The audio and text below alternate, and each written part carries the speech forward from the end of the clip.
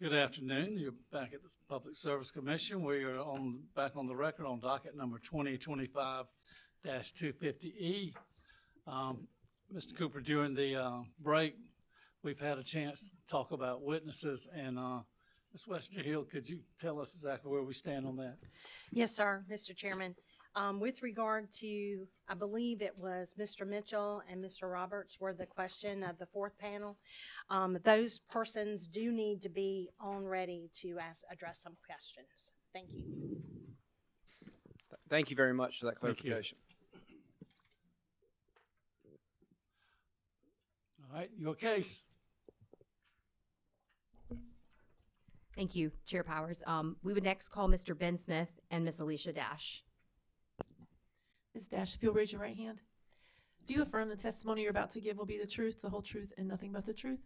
Thank you. And Mr. Smith, if you'll raise your hand. Do you affirm that the testimony you're about to give will be the truth, the whole truth, and nothing but the truth? Thank you. Mr. Smith, would you please state your name for the record? Ben Smith. By whom are you employed and in what capacity? I'm employed by Duke Energy as Generation and Regulatory Strategy Director. Did you prepare or cause to be prepared 9 pages of direct testimony that were pre-filed with the Commission in this proceeding? I did. If I asked you the same questions that were asked in your pre-filed direct testimony, would your answers be the same? They would. Chair Powers, I would ask that Mr. Smith's pre-filed direct testimony be entered into the record as if given orally from the stand. The pre-filed direct testimony of Mr. Smith will be entered into the record as if given orally from the stand. Thank you. Mr. Smith, did you also prepare or cause to be prepared one exhibit that was attached to your pre-filed direct testimony? I did. Do you have any changes to that exhibit at this time? I do not. I would ask that Mr. Smith's exhibit be entered into the record as the next hearing exhibit. All right. The pre-filed exhibit of a witness Smith identified as Smith Exhibit 1, marked for identification and placed in the record as exhibit number 7. Thank you, Chair Powers. Mr. Smith, would you please provide a summary of your direct testimony at this time? Yes, I will. Good afternoon, Chairman Powers, Vice Chairman Williams, and members of the Commission. The purpose of my direct testimony is to describe Duke Energy Carolina LLC's site selection process for the proposed Anderson County Combined Cycle Generating Plant and explain why the selected 193-acre greenfield location in Anderson County is well suited for development of a 1,365 megawatt natural gas combined cycle facility. The company used an established criteria-driven evaluation process to determine the optimal location for the Anderson County CC. The company assembled a cross-functional team and applied a weighted scoring methodology that considered key factors, including gas infrastructure, transmission capability, water supply, available land, community and environmental justice considerations, air permitting, environmental considerations, and operational factors, along with practical considerations such as rail access and overall executability. The site is located approximately 3.1 miles south of the city of Anderson and consists of 4 parcels for which the company holds a purchase option. The site's proximity to the existing infrastructure supports efficient development and interconnection, including nearby 230 kV transmission lines, a natural gas line located less than a mile from the site, and rail access that facilitates delivery of large equipment. The company also evaluated an alternative location at the company's W.S. Lee site, but it was not a viable option. A significant factor supporting site selection of the site is that the company was able to enter the Anderson County CC into the 2024 DEC interconnection process for interconnection study, which supports the required in-service date to meet the forecasted load growth and reliability needs. By contrast, the W.S. Lee site would have required an approximately 5-mile greenfield transmission line and lacked the necessary site control to enter the DICES process, rendering it not viable for the schedule. The site characteristics, adequate space, and nearby electric transmission and natural gas infrastructure make it best suited to support a new CC plant to serve customers in the Carolinas in a reliable manner. This concludes my direct testimony summary. Thank you, Mr. Smith. Ms. Dash, would you please state your name for the record? Alicia Dash. By whom are you employed and in what capacity? I am employed by Duke Energy. So sorry. I am employed by Duke Energy as a Principal Stakeholder Engagement Manager for South Carolina. Ms. Dash, did you prepare or cause to be prepared 10 pages of direct testimony that were pre-filed with the commission in this proceeding? I did. If I asked you the same questions that were asked in your direct testimony, would your answers be the same? Yes. Chair Powers, I would ask that Ms. Dash's pre-filed direct testimony be entered into the record as if given orally from the stand. The pre-filed direct testimony of Ms. Dash will be entered in the records if given orally from the stand. Thank you. Ms. Dash, did you also prepare or cause to be prepared 4 exhibits that were attached to your pre-filed direct testimony? I did. Do you have any changes to those exhibits at this time? I do not. I would ask that Ms. Dash's 4 exhibits be entered into the record as the next composite hearing exhibit. Pre-filed exhibits of witness Dash identified as Dash 1 through 4 or marked for identification will be placed in the record as exhibit number 8. Thank you, Chair Powers. Ms. Dash, would you please provide a summary of your testimony? Yes. Good afternoon, Chairman Powers, Vice Chair Williams, and members of the Commission. My direct testimony describes Duke Energy Carolina's community engagement activities and plans to garner feedback as this project progresses through development and construction. The company has had a robust engagement with stakeholders about the proposed Anderson County combined cycle generating plant. Thus far, the company has engaged with relevant government agencies and communicated via direct mailings, engagement sessions, and a public open house with local neighbors of the project. Through these efforts, the company has transparently provided local stakeholders with information and fact sheets about the project and about how a combined cycle works. Moving forward, the company will continue to foster open, meaningful, and effective dialogue with stakeholders about the project, including by providing up-to-date information on a dedicated website, providing direct mailings to project neighbors, and hosting webinars and public open houses. This concludes my direct testimony summary. Thank you. Thank you, Ms. Dash. Chair Powers, Mr. Smith, and Ms. Dash are now available for questions from council or the commission. Thank you very much. Any questions from North Carolina Electric Corporation? None, Mr. Chairman. All right. Mr. Walsh, any questions? None for Central, thank you. All right. Ms. Mixon, any questions? No questions on direct, thank you. All right. Any questions from ORS? No questions, Chair Powers. All right. Commissioner questions? Commissioner Caston. Thank you. Good afternoon. Good afternoon. Probably for you, Mr. Mitchell.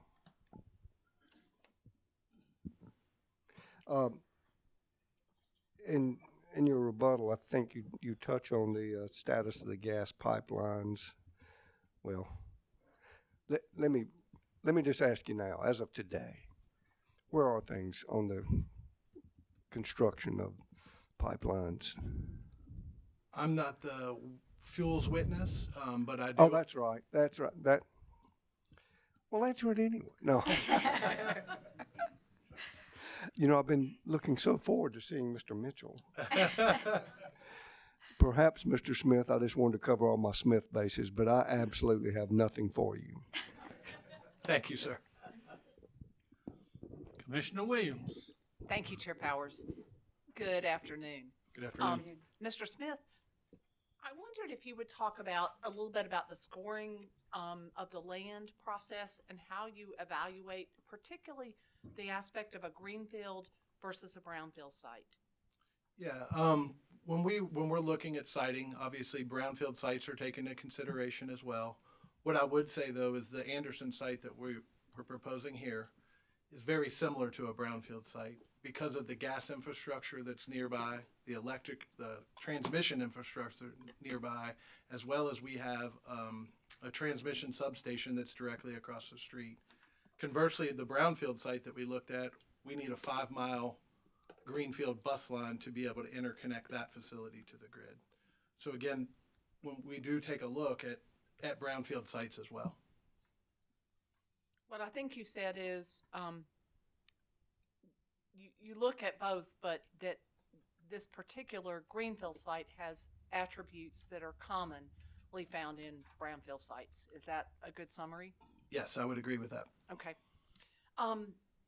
You talk some in your testimony about operational synergies being evident. Can you tell me what those are? Yeah, for example, again, as I mentioned, the substation that's directly across the street provides operational synergies, as an example of some of the operational synergies that we have at the site. Okay. And do you know anything about what the Anderson plan for that area identified the site to be used for, or what the zoning is? Around the zoning, I'm not 100% sure, but the property that we have a purchase option for this site, my understanding previous to us having a purchase option, another utility had a purchase option for this property. So at one time, I think it was considered from another utility to be utilized. Is there someone else that's a witness that I might ask that of? What the plan for the land is from a government perspective and the zoning? And let me make sure I'm understanding your question. You're asking about what the county was planning to use the land that we're going to now use? From a master planning perspective, not a global land use planning perspective. That's an indication to me of how they were considering this land for the long term. Yeah, I'm not exact. I don't know if there's another witness in the case. I will say Okay. though, there is a lot of other industry in the area. You know, First Quality Tissue is right located near the facility, as well as Owens Corning and some other in that general area. Okay.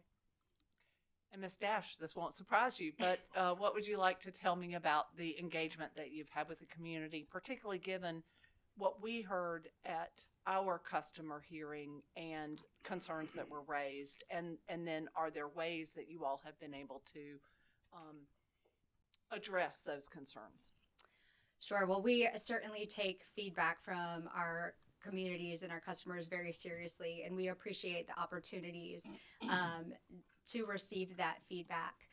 We did hold a open house for neighbors within a half-mile of the project back in October. This provided those neighbors who lived very close to the site to have an opportunity to meet with the team and provide us with their feedback and have an opportunity to learn about the project and ask their questions.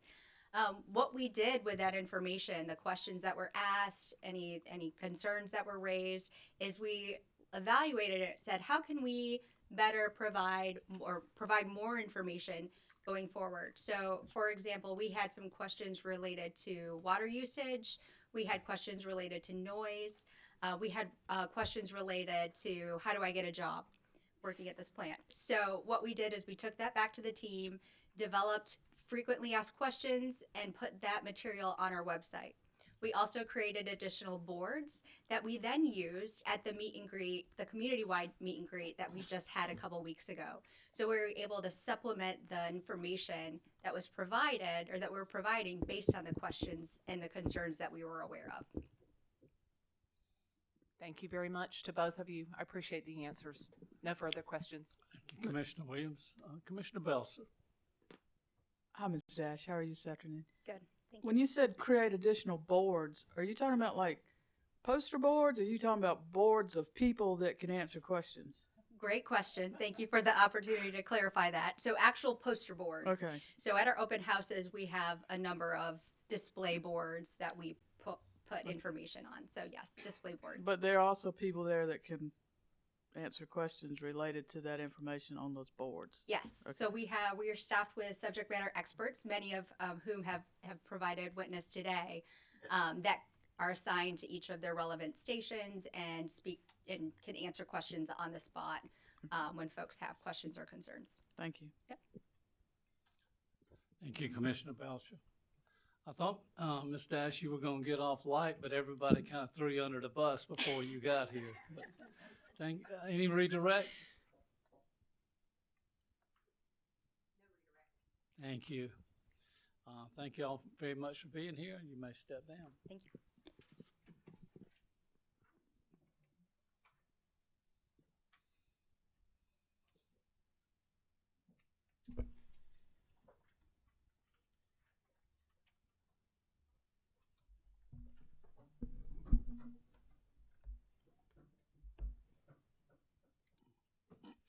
Mr. Chairman, I'd ask that those witnesses please be excused. At their own risk. Thank you, sir. At this time, the company next calls Mr. Lee Mitchell and Mr. Sammy Roberts as a panel.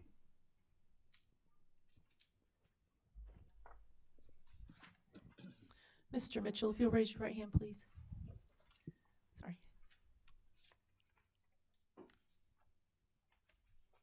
There you go. It's on. Okay.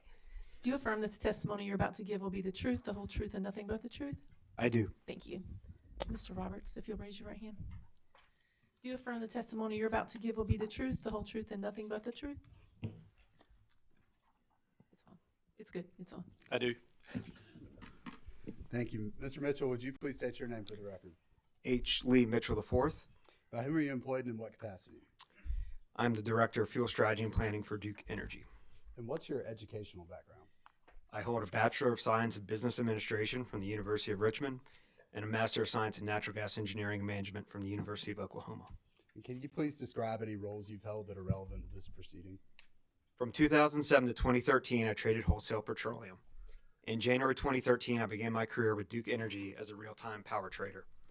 In October 2015, I moved into a senior natural gas originator role.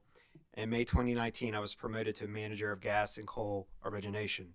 I assumed my current role in July of 2020. And can you please describe your current responsibilities for the company?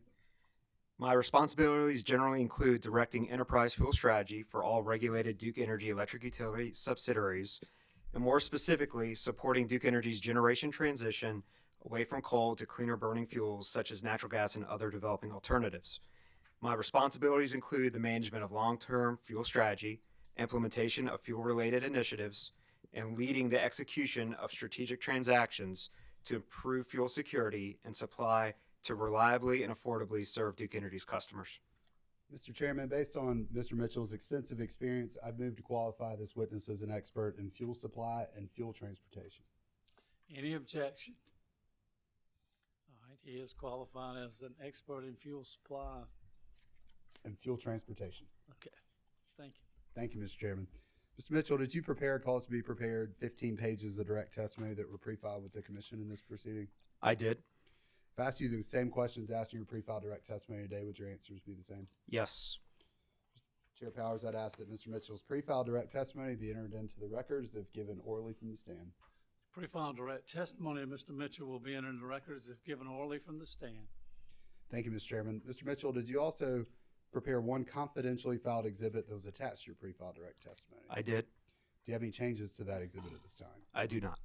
Chair Powers, I'd ask that Mr. Mitchell's confidentially filed exhibit be entered into the record as the next hearing exhibit and that it remain under seal pursuant to order number 2025-195H.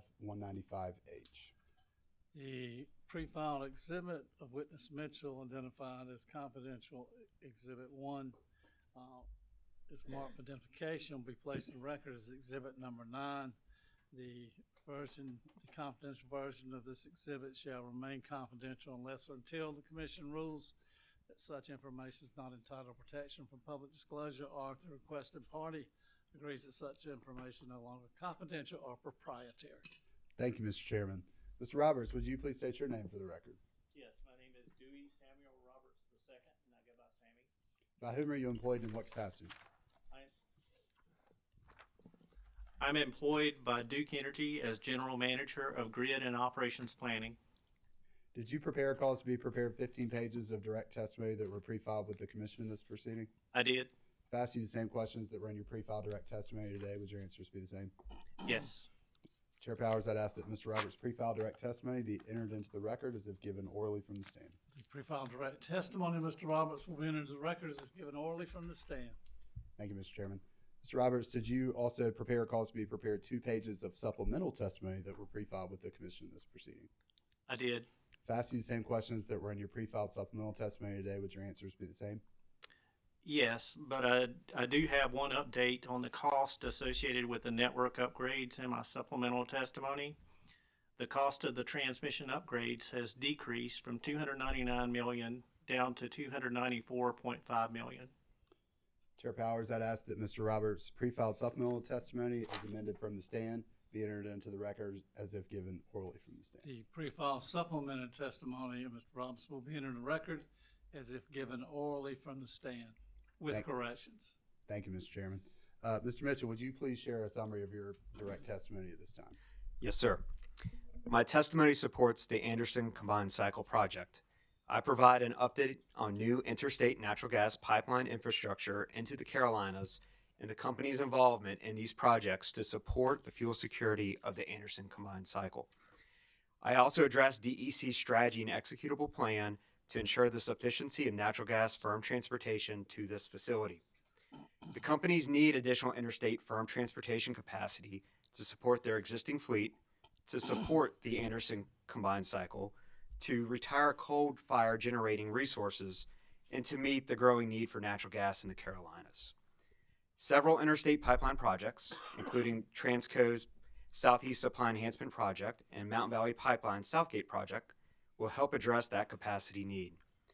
The companies have contracted on both of these projects to add diversity to and substantially expand the natural gas capacity and supply into the Carolinas, including for the Anderson County Combined Cycle and its existing CC fleet. Additionally, the companies worked with Piedmont Natural Gas Company to acquire sufficient intrastate transportation for the volume of natural gas needed to support the Anderson County Combined Cycle.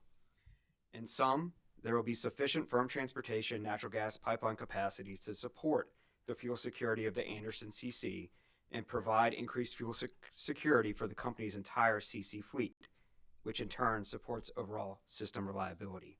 This concludes my direct testimony summary. Thank you, Mr. Mitchell. Mr. Roberts, would you please share a summary of your direct and supplemental testimonies at this time? Yes. Good afternoon, Chair Powers, Vice Chair Williams, and Commissioners. My direct testimony describes the transmission interconnection facilities needed to connect the proposed Anderson County Combined Cycle facility to the electric grid. I also discussed the generator interconnection study process, criteria, and results related to the Anderson County CC project. Duke Energy Carolinas uses generator interconnection studies to determine the interconnection facilities and network transmission upgrades needed to interconnect a generating facility to its transmission system and reliably transport energy to its customers.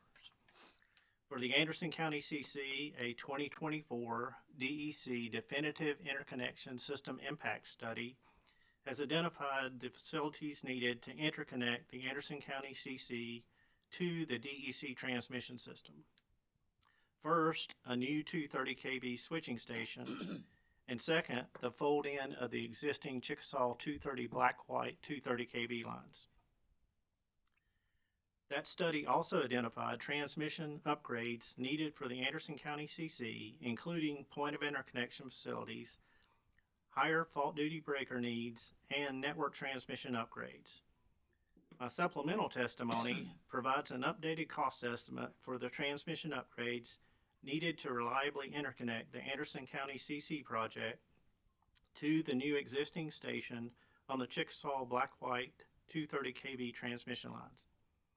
In summary, the 2024 DEC DICES Phase 3 study report revises the estimate for transmission upgrades and interconnection cost. The revised cost estimate in this study report decreased to approximately $299 million.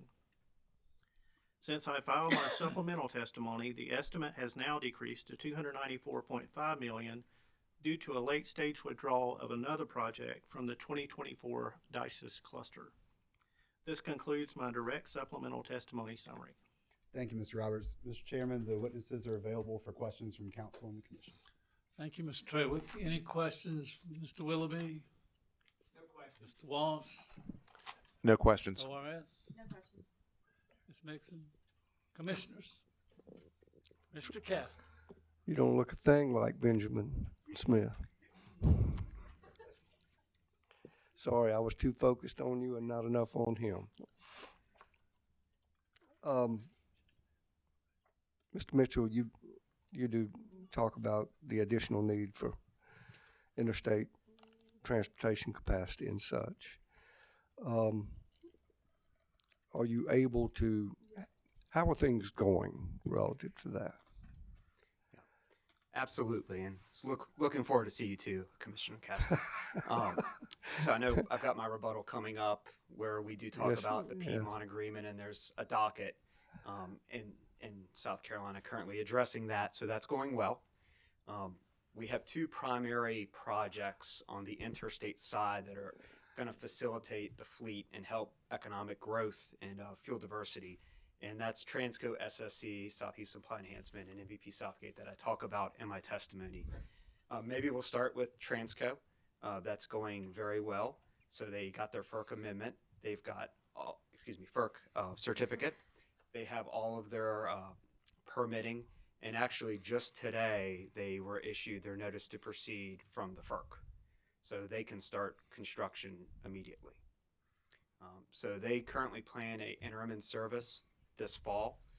So call it Q4, and then full in service in late 2027. MVP Southgate is gotten their FERC amendment. They have all their permitting primarily except for their Army Corps 404 engineer permit, which they should receive in the next couple weeks. So that I would summarize that they're going well. Now they do have some appeals against them right now, but that was expected. See, I got your rebuttal out of the way. Thank you, sir. And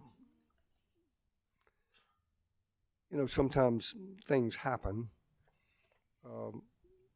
Does the company have a plan if the pipeline build out is delayed or something unforeseen happens? Yes, you know, we definitely see the potential for delay, and let's not sugarcoat it. There will be risk if these pipelines are delayed, and that's something that we've been very vocal about. And, you know, we've even said that in FERC filings, you know, just in Southgate comments, you know, we said if incremental access to Appalachian gas supply is not possible, Duke will need to, you know, use alternative fuel supply that will result in increased costs and price volatility for customers. Additionally, you know, if they don't enter timely service, it could slow economic growth in the Carolinas. So there's real risk to the delay of these projects, and that's why we're going to be supporting them all we can. Would that be like fuel oil or such as that? So it would not only be higher cost resources like fuel oil or coal, but also higher carbon emitting resources. Emissions. I'm so glad I got to talk to you, Mr. Mitchell. I'm still here for you. Nothing for you, sir. Thank you. Thank you. Commissioner Belser. Thank you. Good afternoon, gentlemen. Thank you for your testimony today. Mr. Mitchell, you work for Duke Energy, Big Duke. Yes, ma'am. Is that right? That's correct. And I think it's pretty clear, but I just want to make sure. When you say that in your testimony and in your summary, you said provide increased fuel security for the company's entire CC fleet. You're talking about Duke Energy Carolinas and Duke Energy Progress in North and South Carolina. That is correct, ma'am. Okay, and that's what I got from your exhibits, but just wanted to clarify that. So appreciate that. Thank you very much.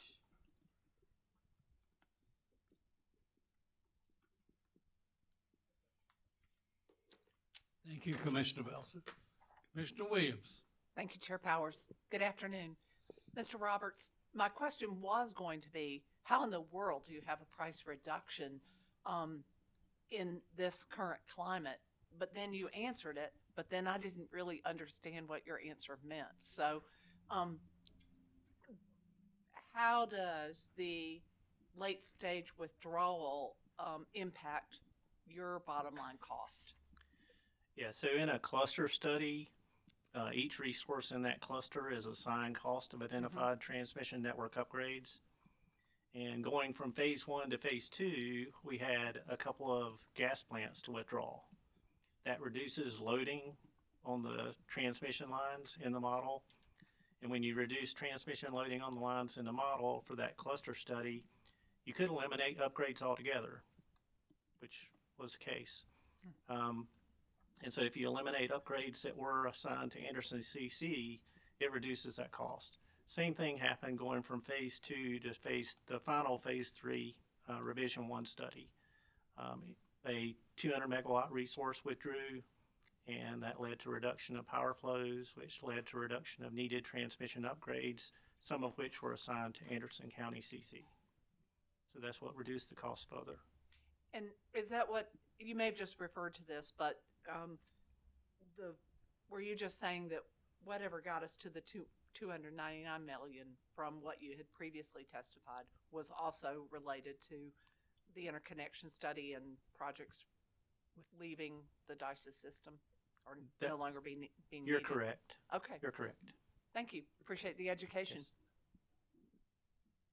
Thank you, Commissioner Williams. Any further commissioner questions?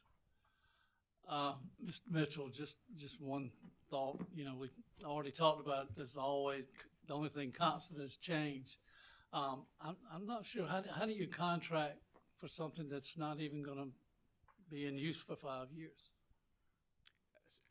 Are you relating specifically to Transco and MVP Southgate? Yes.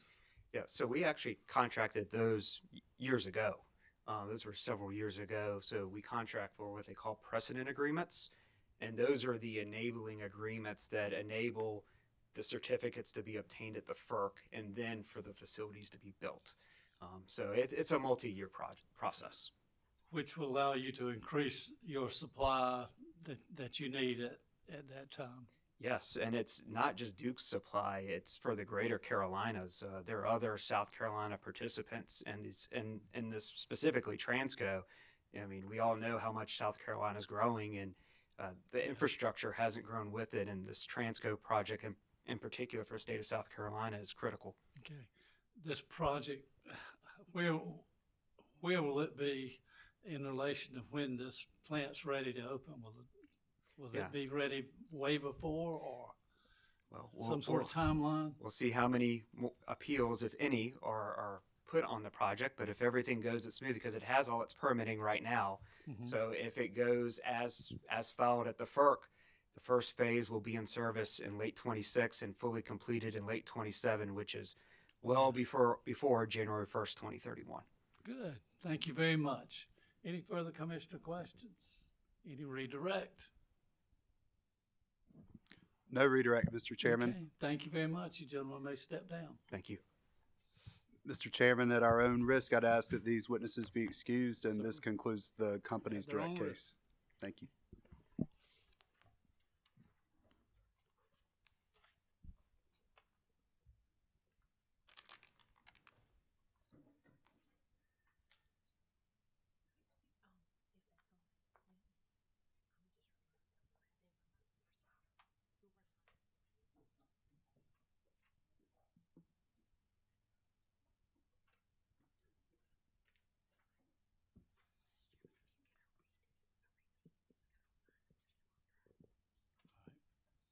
Who's next?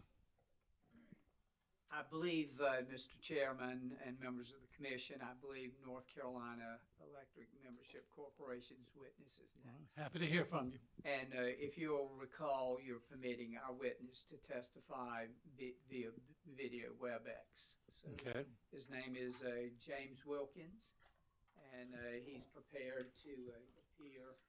And thank you very much for allowing us to present him remotely. Certainly. Mr. Wilkins? Mr. Wilkins, can you hear me? You're still muted, and we cannot hear you.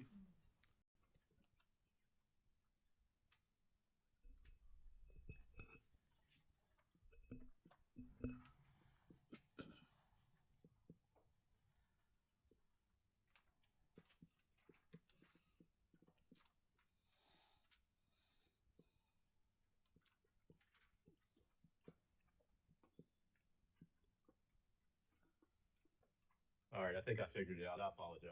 There you go. Yeah, you're loud and clear now, Mr. right. Wilkins.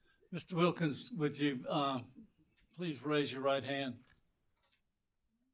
You solemnly affirm the testimony you're about to give will be the truth, the whole truth, and nothing but the truth. Yes, sir. Thank you very much. Your witness. Thank you very much, Mr. Chairman. Good afternoon, Mr. Wilkins. Would you please state your full name for the record, please? Yes, my name is James Wilkins. Generally go by Jimmy. My business address is 3400 Sumner Boulevard, Raleigh, North Carolina, 27616. By whom are you employed and in what capacity? Currently, I'm employed as Vice President of Energy Portfolio in the Power Supply Division of North Carolina Electric Membership Corporation, which I will refer to as NCEMC. As the Vice President of Energy Portfolio at NCEMC, I'm responsible for managing its Energy Portfolio Division, which includes supervision and oversight of NCMC's resource planning, including the process for evaluating power supply options to bring the greatest value to NCMC's members and its power supply resource acquisition. I'm also responsible for managing system planning and dispatch, including installed generation, purchase power contracts, and operation of edge of grid and distributed energy resources. In connection with this proceeding, Mr. Wilkins, did you cause to be prepared and pre-filed direct testimony consisting of 8 pages? Yes, I did. And did you have any exhibits attached to that testimony? No, sir, I did not. If I asked you the questions that appear in that testimony, would your answers here today, while under oath, be the same? Yes, they would be the same. Mr. Chairman, we would move the introduction of Mr. Wilkins' testimony as if given orally from the stand. All right, the pre-filed direct testimony, Mr. Wilkins will be entered in the record as given orally from the stand. Thank you very much, Mr. Chair. And Mr. Wilkins, have you prepared a summary of your direct testimony? Yes, I have. Please give that at this time. Good afternoon, Chairman Powers, Vice Chair Williams, and members of the Commission. It's my honor to appear before you today in this important proceeding, and I want to thank you for allowing me to proceed by WebEx. I fully intended to be with Mitch and Tim today in person, but unfortunately came down with the flu. While I'm able to appear today by video, travel has been difficult. Plus, I still may be contagious, unfortunately. So I really appreciate this accommodation. The purpose of my testimony is to support the joint application of Duke Energy Carolinas, Central Power Cooperative, and NCMC for a certificate of environmental compatibility and public convenience and necessity to construct an advanced class combined cycle natural gas-fired generating facility in Anderson County, South Carolina. NCMC desires additional resources to serve the future loads of our members and to optimize the value of our power supply portfolio. NCMC is determined that a joint ownership interest in Anderson County CC with Duke Energy Carolinas and Central is a cost-effective resource bringing value for our membership. DEC will be the operator and majority owner of the proposed facility, with our ownership interest consisting of approximately 100 megawatts or 7.3% based on the expected capacity of the facility. My testimony provides background on NCMC, its relationships with its members, the process by which we acquire power supply resources, and the analysis performed by NCMC to determine the joint ownership interest in the proposed facility provides a cost-effective means of addressing our resource needs. I further discuss how the proposed facility will contribute to diversity of resources on the grid and will help maintain reliability overall sufficient to support a commission determination that the public convenience and necessity support construction of the proposed facility. This concludes the summary of my direct testimony. Thank you, Mr. Wilkins. And if you would, please answer any questions that the parties or the commissioners may have. Thank you, Mr. Wilkins, and thank you, Mr. Willoughby. Any questions from the company? Any questions from you, Mr. Walsh? No, Chair Powers. ORS? No questions from ORS. Ms. Mixon? No questions. Thank you. Any commissioner questions? Mr. Britt? I just have a thank you to Mr. Wilkins for not coming here today and sharing the flu with all of us. I got Mr. Coffer right here, so thank you, and I hope you feel better. Thank you, Commissioner. Thank you, sir. Britt. Any other commissioner questions? Hearing none, I hope you feel better soon. Thanks, y'all. I'll see you next time in person. No redirect. All right.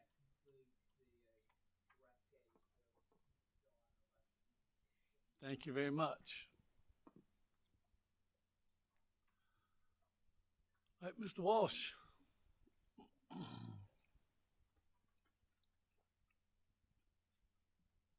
Mr. Chairman, we would ask that the witness be excused at this time. I don't think we can do much about it. Just wanted to put it on the record. Okay.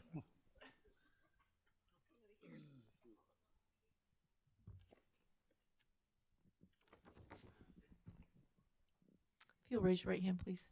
Do you affirm the testimony you're about to give will be the truth, the whole truth, and nothing but the truth? I do. Thank you.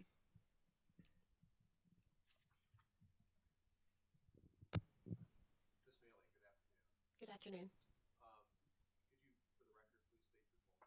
Leslie Maley. Pull Leslie it closer. Maley. It's movable. You put it where you're comfortable. I've got it. And can I be heard right now? All right. Mr. Walsh, is your microphone on? It is, and if I, well, Okay. anyway, yep. Thank you. Miss Maley, again, just I apologize for not having my microphone on, but can you state your name again for the record? Yes, Leslie Maley. All right. And by whom are you employed and in what capacity? Central Electric Power Cooperative as Vice President of Power Supply Planning and Operations. And how long have you been in that role, and how long have you been with Central Electric? I've been at Central since 2020 and in this role since 2024. Okay. And briefly, can you describe what your current responsibilities are in your role? I oversee the power supply planning and operations, which includes load forecast, resource planning, contract negotiations, and audit of those contracts to ensure reliable and cost-effective power for our members. And Ms. Maley, did you prepare or cause to be prepared approximately 5 pages of direct testimony that were pre-filed with the commission in this proceeding? I did. And if I asked you the same questions that were asked in your pre-filed testimony, would your answers be the same under oath today here? Yes. Do you have any changes or corrections or updates to your testimony? No. Chair Powers, I would ask that Ms. Maley's pre-filed direct testimony be entered into the record as if given orally from the stand today. All right, the pre-filed direct testimony of Leslie Maley will be entered into the record as if given orally from the stand. I want to make sure we're pronouncing your name right. Maley, like Okay. Bailey, but with an M. Thank you. And Ms. Maley, have you also prepared a summary of that testimony? I have. And could you read it for the commissioners now? Yes. Good afternoon, Chair Powers, Vice Chair Williams, and members of the Commission. My name is Leslie Maley. I am Vice President of Planning and Power Supply for Central Electric Power Cooperative. In my role, I oversee Central's planning and power supply operations, including load forecasting, resource planning, contract negotiations, and audit to ensure the acquisition and supply of reliable and cost-effective power delivery to Central's 19 member cooperatives. My direct testimony supports the joint application of Duke Energy Carolinas, the North Carolina Electric Membership Corporation, and Central for a Certificate of Environmental Compatibility and Public Convenience and Necessity for the construction of a new combined cycle generating plant in Anderson County, South Carolina. I also discussed Central's partial ownership of power from the proposed combined cycle generating plant. Central's plan is to acquire 95 megawatts of power generated by the proposed Anderson County combined cycle facility. The 95 megawatts will be used to serve Central's member cooperative loads. Though the proposed amounts are technically neutral to Central's planning needs, Central's ownership of this power, notably and importantly, would reduce costs for Central's member cooperatives and their member consumers. Central's direct costs associated with its ownership share will be recovered over the life of the project from Central's 19 member distribution cooperatives. As explained in the application and supporting materials, the proposed Anderson County combined cycle plant and associated facilities will serve the interest of system economy and reliability. The 95 megawatts of power to be acquired by Central will provide the additional generation capacity needed to serve growing demand and will directly benefit Central's member cooperatives. Those benefits will then flow down to the member cooperatives and their consumers.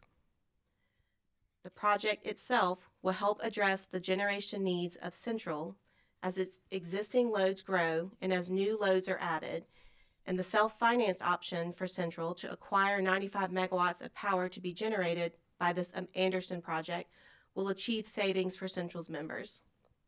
Central supports the application for a certificate of environmental compatibility and public convenience and necessity for the construction and operation of the combined cycle generating facility in Anderson County, South Carolina, and ask the Commission grant the certificate. This concludes my direct testimony summary. Ms. Maley, thank you. Chair Powers, Ms. Maley is available for questions from the Commission or parties on behalf of Central. Thank you. Thank you very much. Any questions from the company? No questions. Any questions, Mr. Willoughby? No questions. ORS? No questions. Ms. Mixon? No questions. Thank you. Any commissioner questions? Commissioner Williams? Thank you, Chair Powers. Good afternoon, Good Ms. Maley. afternoon. I think I know what you mean by saying, and I think towards the end you talked about the self-financing aspect of this achieves savings for Central. But rather than have me sort of connect the dots, would you make it super clear how this achieves savings for your customers? Yeah, so we could either take this resource through our existing PPA with Duke, or we have the ability to take this as an ownership option. And with the ownership option, we have the ability for lower cost debt. We don't have a rate of return on this. We are a not-for-profit. And so through those things, it allows us to have some cost savings in this option. Thank you very much. I appreciate it. Thank you, Commissioner Williams. Any other commissioner questions? Hearing none, thank you, Ms. Maley, for your Thank you. testimony. And Chair Powers, I would ask that Ms. Maley be excused as a witness. At her own risk. Understood. She's going to be here as long as you are, I imagine. I think so, yeah. Okay, thank you. And with the conclusion of Ms. Maley's testimony, that also concludes Central's presentation in support of the joint application. All right, thank you very much. I guess next we go to you, Ms. Mixon. Yes, thank you, Chair Powers. The South Carolina Coastal Conservation League of Stay Forever and Vote Solar called David Lloyd to the stand, and he's appearing virtually. Good afternoon. Mr. Lloyd, how are you? I'm just fine. It's good to meet you, Chair Powell. Thank you. Can you hear me okay?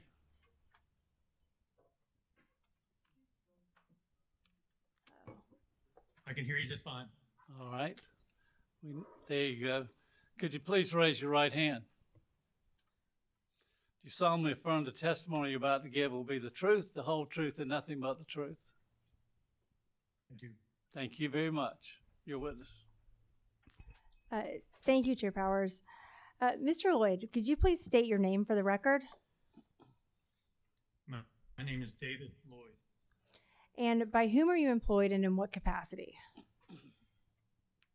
Principal and single owner of Lloyd Environmental Consulting, LLC. Thank you. Did you cause to be pre-filed in this docket on December 19th, 2025, direct testimony consisting of 28 pages? Yes, and you were breaking up just a little, but I got the gist of it. Yes, and you're, I think you're frozen too. I don't know if there is a way to find maybe a better internet connection.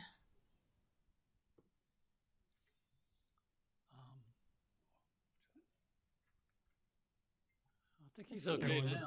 Yep. Okay. Mr. Lloyd, if the questions put to you in your direct testimony were asked of you at the hearing today, would your answers be the same? Yes, with the sole exception being that I mistakenly stated on page 8 of my testimony, lines 6 through 7, that there is a high proposed site. I addressed this in my rebuttal testimony as well. Mr. Lloyd, you're breaking up a little bit again. Could you, and now we've lost video as well. Let's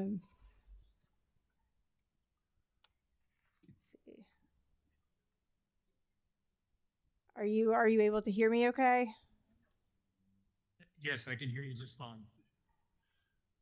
I think we need to just take a minute Yep. and maybe see if they could test him in the back. We'll just be in recess for a minute.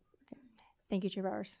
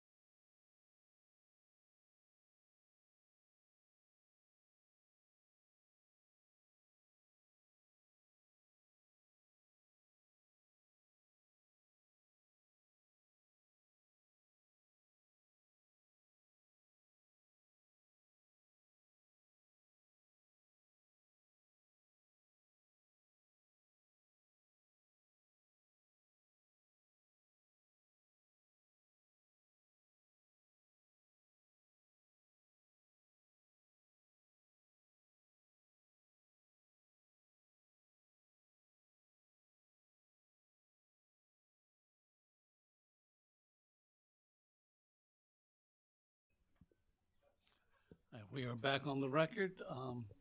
We had a little technical problem there. Ms. Mixon, if you would, please start over with your witness. Thank you, Chair And Powers. all commissioners are still present in the hearing room. Thank you. Mr. Lloyd, can you please state your name again for the record? It's David Lloyd. Thank you. And by whom are you employed and in what capacity? I'm the principal and single owner of Lloyd Environmental Consulting LLC.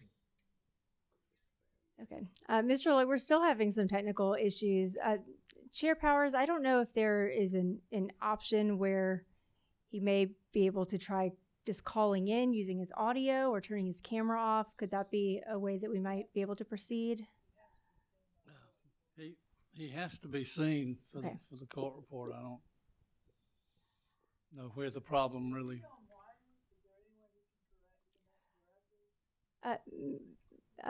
Mr. Lloyd, are you on Wi-Fi, and is there any way that you might be able to connect to Ethernet directly, or is there maybe another location where you might have better Wi-Fi?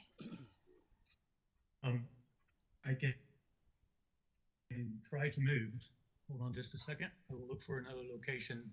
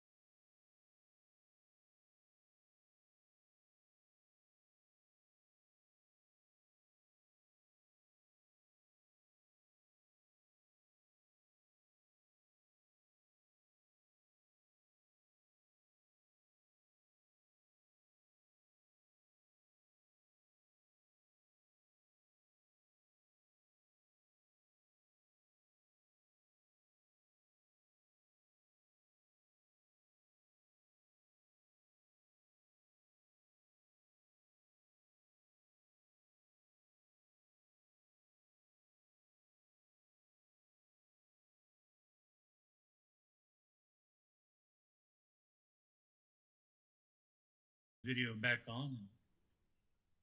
You will see my living room.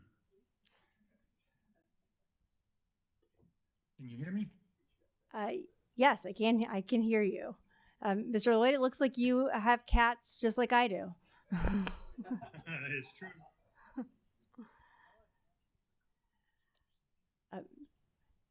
Does that sound better for everybody? Excuse me, just a moment.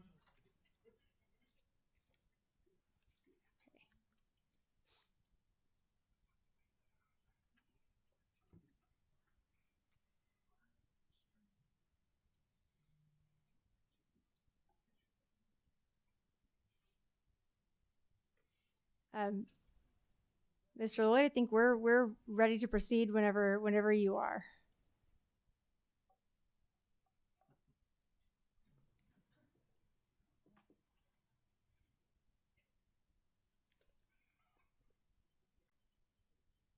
Okay, I am ready. Okay, thank you so much. I will start. I'll start at the beginning again. Okay, Mr. Lloyd, can you please state your name again for the record? David Lloyd. Okay, and by whom are you employed and in what capacity? I'm the principal and single owner of Lloyd Environmental Consulting, LLC. Okay, thank you. And did you cause to be pre-filed in this docket on December 19th, 2025, direct testimony consisting of 28 pages? Yes. If the questions put to you in your direct testimony were asked of you at the hearing today, would your answers be the same? Yes, with the sole exception being that I mistakenly stated on page 8, line 6 through 7 of my testimony, that there is a high school across from the proposed site. I addressed this in my silver rebuttal testimony as well. Thank you.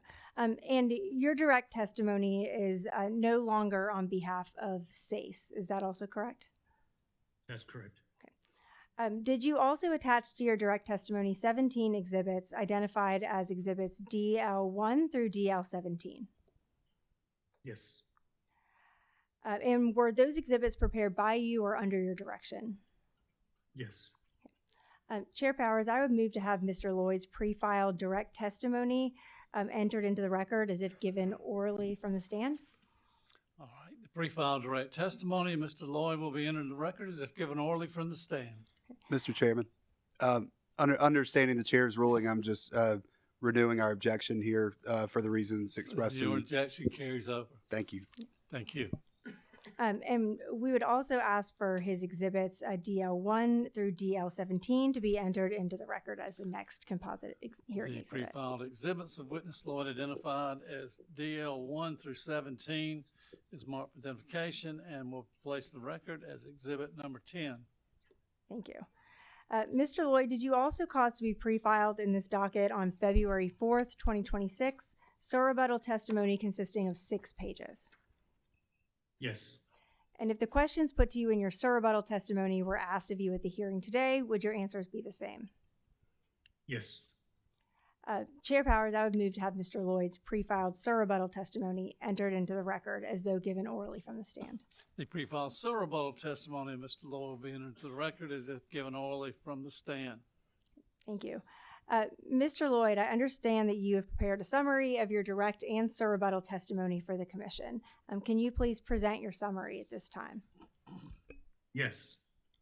Good afternoon, Chair Powers, Vice Chair Williams, and members of the commission. I appreciate the opportunity to testify before you today. As I stated earlier, my name is David Lloyd, and I am the principal and single owner of Lloyd Environmental Consulting, LLC. I discussed my qualifications in my direct testimony, and my resume is attached to that testimony as Exhibit DL1. My direct testimony focuses on the potential environmental and justice impacts of operating the proposed Anderson combined cycle gas plant. Ultimately recommending that Duke Energy Carolinas, LLC, DEC, North Carolina Electric Membership Corporation, and Central Electric Cooperative, Inc., collectively joint applicants, should provide more detailed information about the selection of the proposed site given other potentially viable alternatives such as the WS Lee site. In addition, my direct testimony outlines my review of DEC's draft air permit application for the Anderson plant and identifies insufficiencies of both DEC's proposed best available control technology emission limits and DEC's modeling analysis of impacts of the proposed facility on air quality. Given the material flaws in the joint applicants' process for selecting the proposed site, as well as concerns about the impact of the Anderson plant on air quality in the surrounding community, I recommend that the joint applicants should provide more detailed information about their selection of the proposed site, and that the commission should consider conditions to limit and better assess the Anderson plant's potential air pollution impacts. As an initial matter, I summarize the relevant aspects of DEC's environmental justice technical assessment, which demonstrates the elevated environmental justice concerns of operating the Anderson plant. Approximately 3,832 people live within a 1 mile radius of the proposed site. 46% of the population near the proposed site are people of color, compared to 38% statewide, and 71% are low income, compared to 36% statewide. The EJ assessment uses EJ indexes, which are calculated by using a combination of socioeconomic data and existing pollution levels and other factors for the area being evaluated, and comparing the results against state and national data. The site-specific EJ index for fine particulate matter, as an example, is in the 96th percentile for the state, meaning that only 3% of census blocks in South Carolina score worse. The proposed facility would emit significant quantities of PM 2.5 and serve to exacerbate concerns from exposure to PM 2.5 in the area. The proposed site also fares poorly on nearly every EJ index evaluated, including ozone, diesel emissions, lead paint, and proximity to hazardous waste. Furthermore, the proposed site is within 3 miles of 3 elementary schools.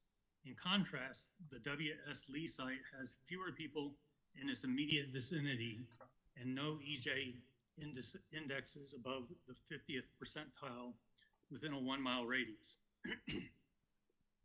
Second, I account my analysis of the Anderson plant's potential air quality impacts.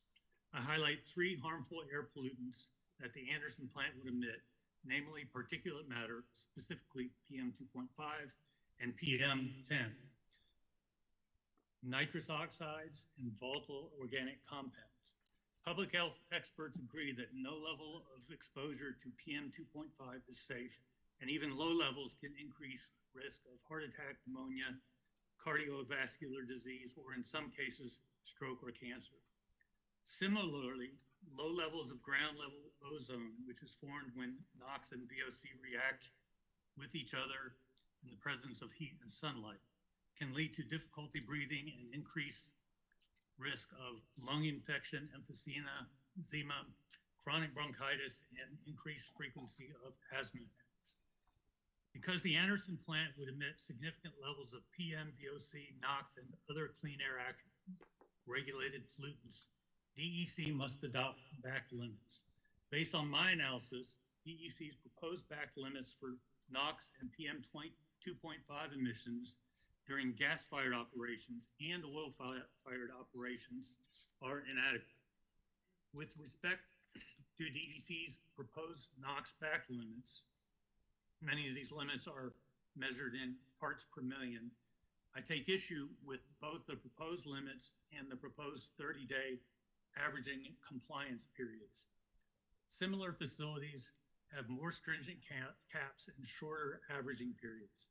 In particular, I note two facilities, the Mountain State Clean Energy Plant in West Virginia and the Maple Creek Energy Plant in Indiana, have the exact same turbine model that DEC has proposed for the Anderson plant, but have 2 ppm limits for normal gas-fired operation and much shorter 3-hour averaging periods. In contrast to DEC's proposed 2.5 ppm limit and 30-day averaging period. For similar reasons, I have concerns with DEC's proposed 6 parts per million NOx back limit during oil-fired operations.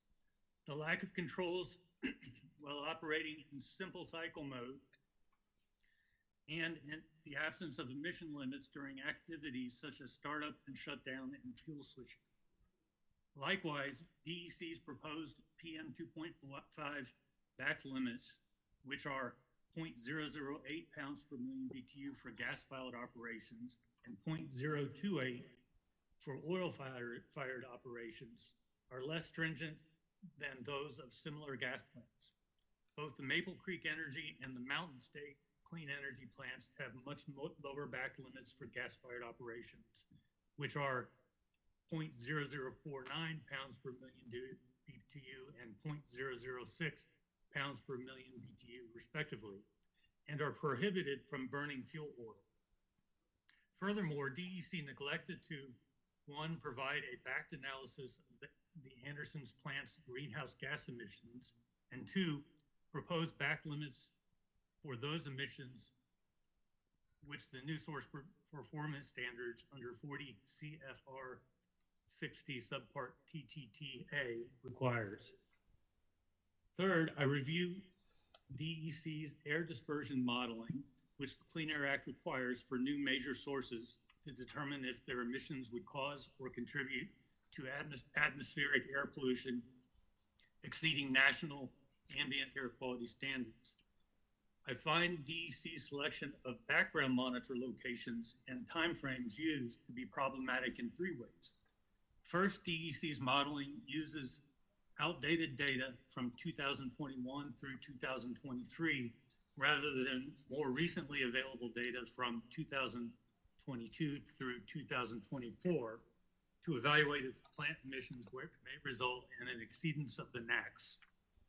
Second, DEC's modeling uses data from monitors located well outside the area of the Anderson plant to determine background levels of Clean Air Act regulated pollutants, rather than installing and operating monitors in the vicinity of the proposed site.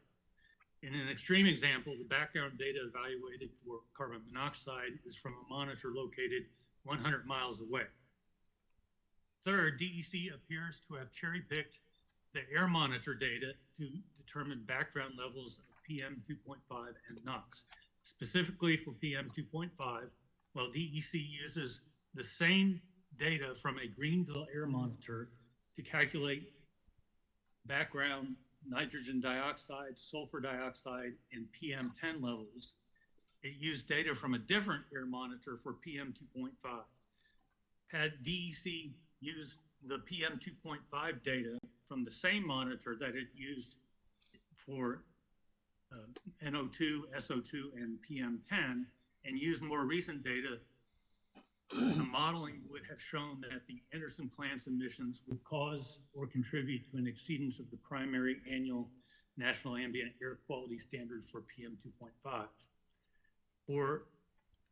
For NO2, DEC used further refined seasonal data to show a lower background concentration, thus avoiding by a very narrow margin a modeled exceedance of the relevant primary 1 hour NACs. Given the potential EJ and air quality impacts of the Anderson plant, I recommend that the joint applicants should provide a more substantive explanation for why the Anderson plant was selected instead of other viable alternatives. In addition, I recommend that one, DEC should conduct pre-construction air quality monitoring in the immediate vicinity of the proposed site for 1 year.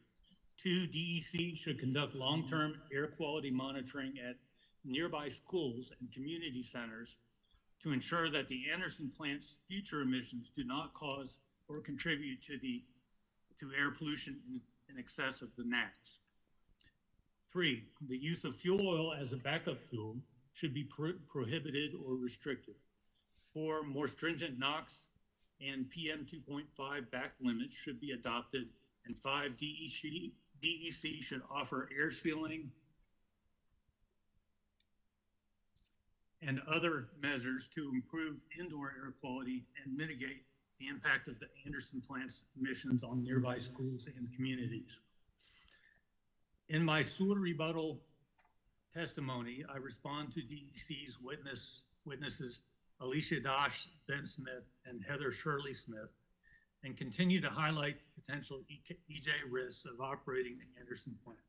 I rebut witness Dosh's testimony, which appears to suggest that the Anderson plant's EJ impacts are justified given the economic benefits the plant could deliver. Specifically, I take issue with the assumption that the economic opportunities must come at the expense of low-income communities, health, and well-being. I also emphasize the economic costs air pollution imposes upon individuals and communities and the economic benefits of reducing air pollution. I cite EPA estimates that reducing 1 ton of directly emitted PM 2.5 would avoid approximately $91,700 in costs, and for SO2, $50,500 in costs. Lastly, I note that there are multiple EPA-regulated sites close to the proposed site. In conclusion, my direct and sole rebuttal testimony demonstrates material environmental justice concerns with the proposed sites, concerns with joint applicants' air modeling analysis and proposed back limits, and proposes measures to mitigate or avoid the Anderson plant's likely EJ and air quality impacts. That concludes my summary. Thank you, Mr. Lloyd. Chair Powers, the witness is now available for cross-examination and questions from the commission. Thank you very much. Any questions from the company? Just a few, Mr. Chairman. Good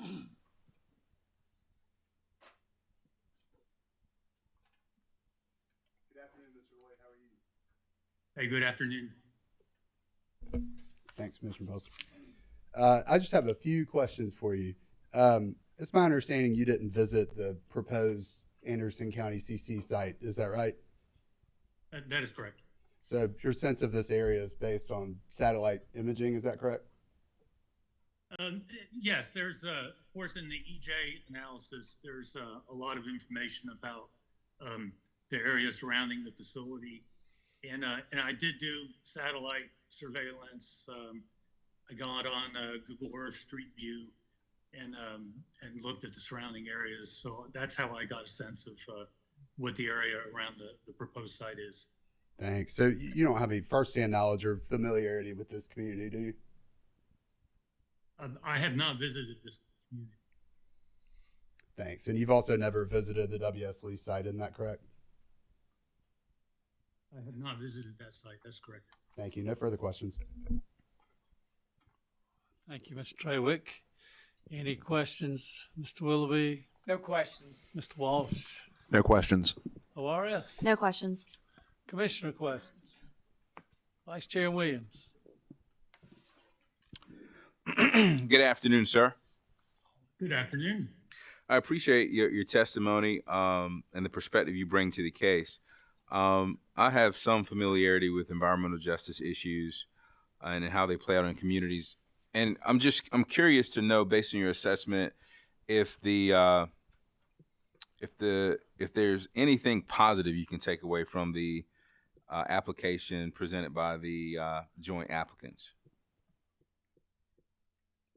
Well, what I did note in their application is they did a summary of the economic benefits from the proposed facility, and without quantifying in any way the costs. So air pollution has costs in terms of health impacts, and so that for that reason I provided some general information from EPA sources on what it costs for a ton of emissions of a particular pollutant.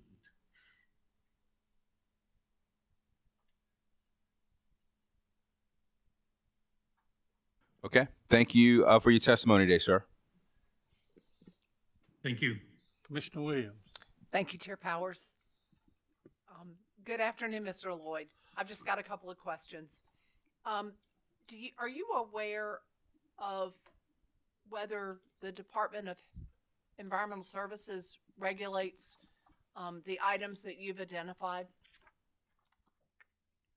Well, I know that they have primary authority to implement the provisions of the Clean Air Act under the state implementation plan. So they are the air permitting authority, and so yeah, that's what's going on right now. There's a draft application. I understand that to some extent there could be modifications to that application, and EPA will, in their role as an overseer, their requirements are to ensure consistency from state to state. So EPA, even though South Carolina is the primary authority for permitting, they will conduct their own review of permits to the extent resources are available. And EPA also conducts compliance assurance activities on the federal level. And the purpose of all that is to ensure that a facility in one state is reasonably close in terms of the air pollution control requirements as any other state. So you don't have certain industry sectors shopping around for states with lax emission limits. Interesting how you phrase that.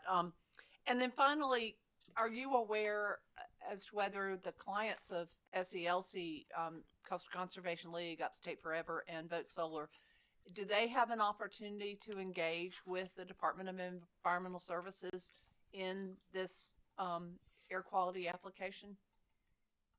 Yes, they will. Okay. Thank you. No further questions. Thank you, Commissioner Williams. Commissioner Caston? Thank you. And good afternoon, Mr. Lloyd. Good afternoon. The Bureau of Air Quality through South Carolina Department of Environmental Services, they have the ability, I guess the state of South Carolina has the ability to require stricter requirements than the EPA, but not less than the requirements for EPA. Is that accurate? That's a general maximum, yes. Okay. Thank you. No other question. Thank you. Mr. Lloyd, just a couple of things. Can you put a number as far as what, you said this is an industrial area. Can you put a number as to what the pollution level is at the present time? Well, if we're looking at, and I'm referring to the EJ assessment, and so I'm looking at PM 2.5, and the value listed in the table, I think it's 9 of 10 of the EJ community report is 9 micrograms per meter square cubed. And of course, the EJ screen has its way of determining what that level should be. But you should note that on an annual basis, that's right at the National Ambient Air Quality Standard of 9. Okay. And also of significance, that's considered to be the 94th percentile in the state of South Carolina. So compared to other census blocks in South Carolina, it's a pretty high level. Okay. And do you know what this would add to that? Can you put a percentage or some sort of quantifiable? Well, if you look at what the modeling results indicate, you would add 0.9 micrograms per meter cubed to that concentration.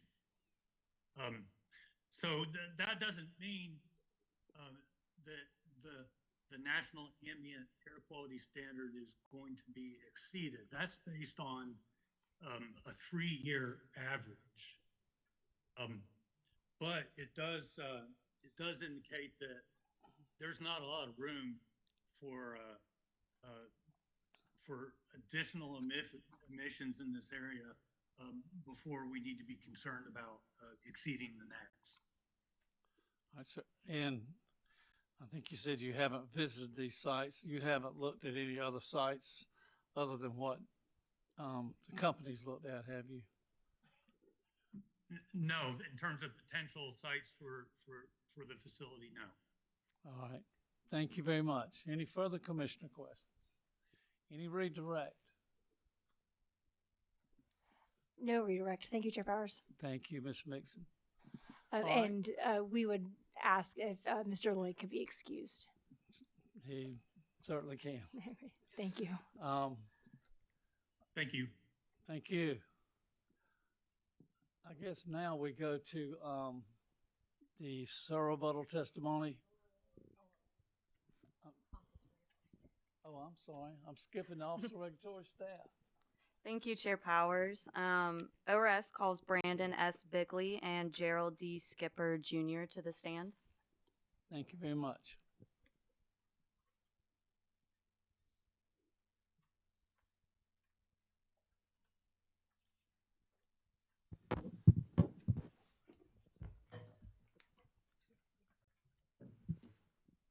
Mr. Bickley, if you'll raise your right hand, please.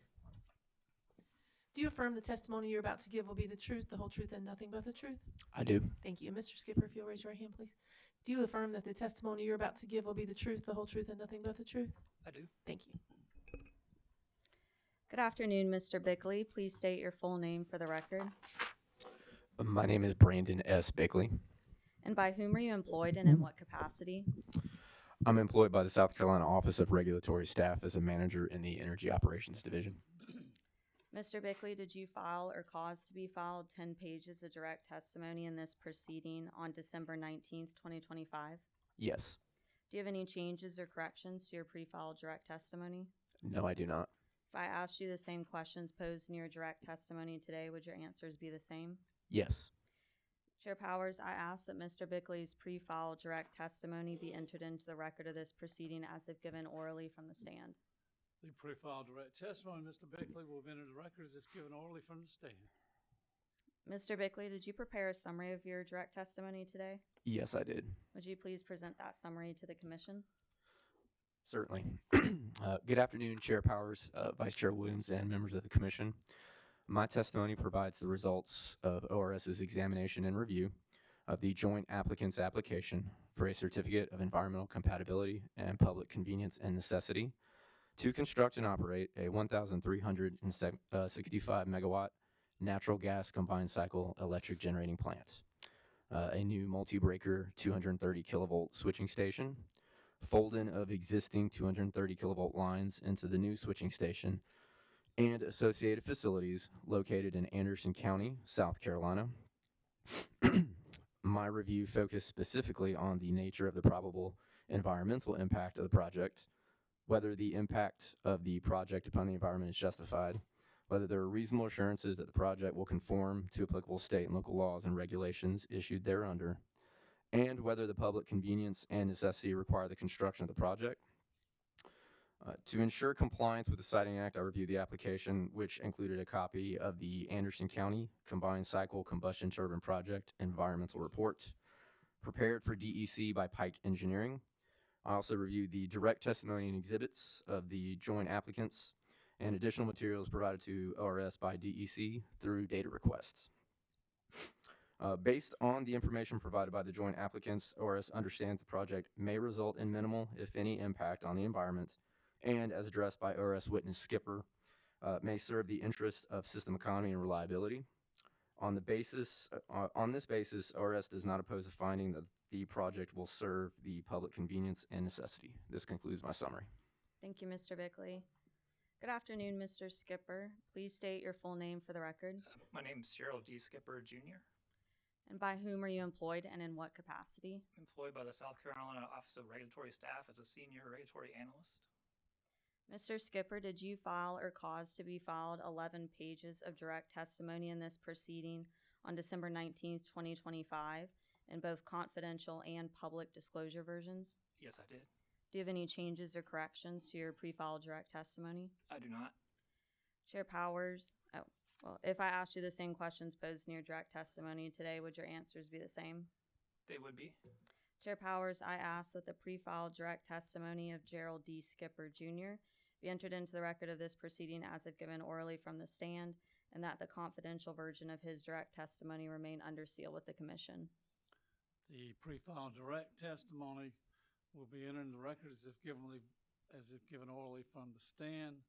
The confidential version of his testimony, Skipper's testimony, shall remain confidential and under seal unless or until the commission rules that such information is not entitled to protection from public disclosure, or if the requesting party agrees that such information is no longer confidential or proprietary. Mr. Skipper, did you prepare a summary of your direct testimony? Yes, I did. Would you please present that summary to the commission? Sure. Good afternoon, Chair Powers, Vice Chair Williams, and members of the Commission.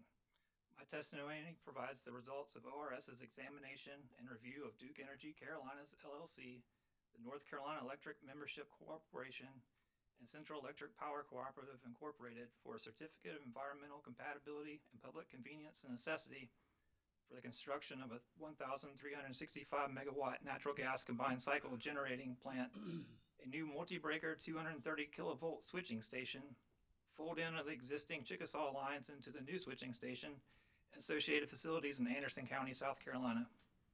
My review focused specifically on the stated need for the project, whether the project will serve the interests of system economy and reliability, and whether DEC compared the project to other alternative generation options. To ensure compliance with the Siting Act, I reviewed the application as well as the direct testimony and exhibits of the joint applicants. Additionally, I reviewed DEC's Commission-approved 2023 Integrated Resource Plan and the 2025 IRP update filed with the Commission on November 25th, 2025. Finally, I reviewed additional materials provided by DEC through data requests that support the application, testimony, and exhibits filed by the joint applicants. Based on the information provided, ORS determined the project may serve the interests of system economy and reliability. This concludes my summary. Chair Powers, these witnesses are available for questions from the parties and the commission. Thank you very much. Any questions from the company? No questions. All right, any questions, Mr. Willoughby? No questions, Mr. Walsh? Chairman. None. Ms. Mixon? No questions. Thank you very much. Any commissioner questions? Chair Powers? Commissioner Williams? Thank you. Good afternoon, and welcome if it's your first time to testify. If it's obvious, it's my first time. It's not that obvious. Okay, I wasn't good. 100% sure.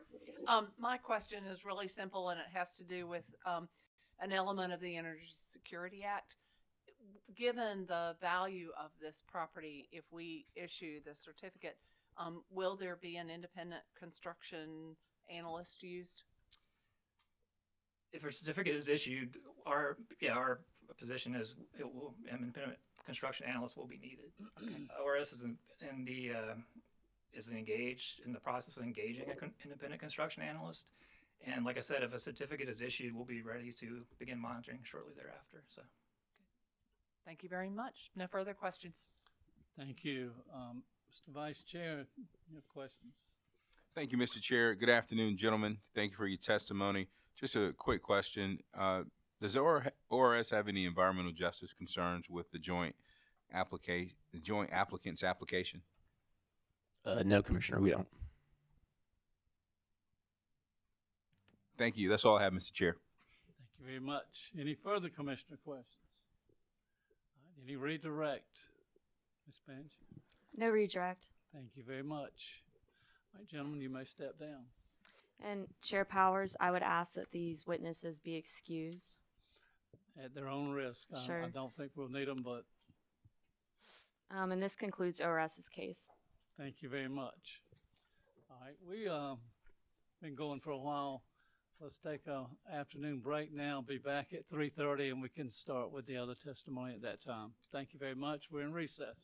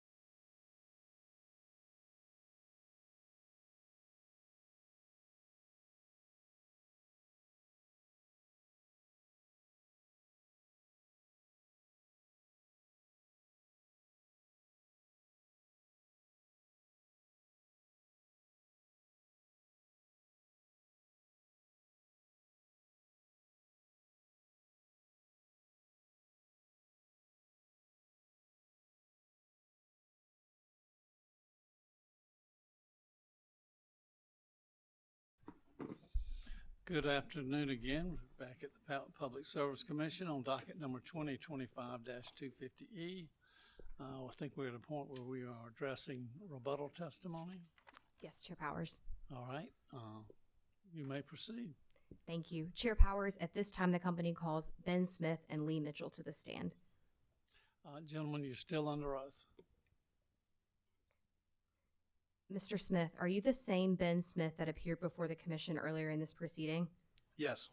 Did you prepare or cause to be prepared 7 pages of rebuttal testimony that were pre-filed with the commission in this proceeding? Yes. Do you have any changes or additions to your pre-filed rebuttal testimony? I do not. If I asked you the same questions here today, would your answers be the same? Yes. Chair Powers, I would ask that Mr. Smith's pre-filed rebuttal testimony be entered into the record as if given orally from the stand. Pre-filed rebuttal testimony of Mr. Smith will be entered into the record as if given orally from the stand. Thank you. Mr. Smith, would you please provide a summary of your rebuttal testimony? Sure. Good afternoon, Chair Powers, Vice Chairman Williams, and the members of the Commission. The purpose of my rebuttal testimony is to respond to witness Lloyd's testimony regarding environmental justice concerns raised about the Anderson County Combined Cycle Project and its proposed location. I also provide more details about why the company selected the Anderson County location. Duke Energy Carolinas used a comprehensive site evaluation process that considered 8 weighted factors, including gas infrastructure, transmission capability, water supply, available land, community and environmental justice, air permitting, environmental considerations, and operations. Witness Lloyd, however, focused on only one of those factors. In doing so, he fails to recognize that although environmental justice factor is informative, it must be viewed in the broader context and in conjunction with other critical site factors, such as gas infrastructure, transmission infrastructure, and available land. When the site factors are weighed and viewed together, the Anderson site had a higher overall score in comparison to the W.S. Lee site. A critical difference between the 2 locations was interconnection timing and ability to meet the required in-service date. Participation in the 2024 DICES interconnection process was necessary to support the approved IRP resource need by January 1st, 2031. The W.S. Lee Station alternative could not meet these requirements, while the Anderson County location could. The company has also been transparent about this location.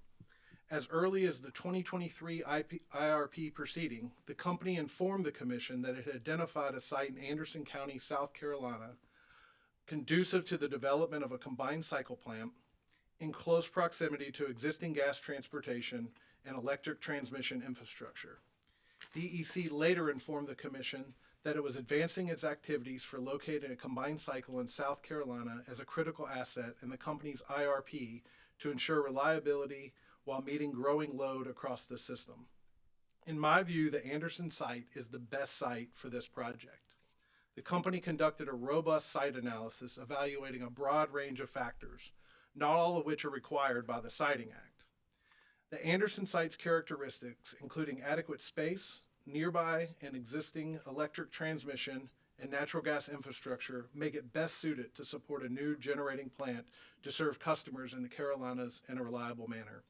This concludes my rebuttal testimony summary. Thank you, Mr. Smith.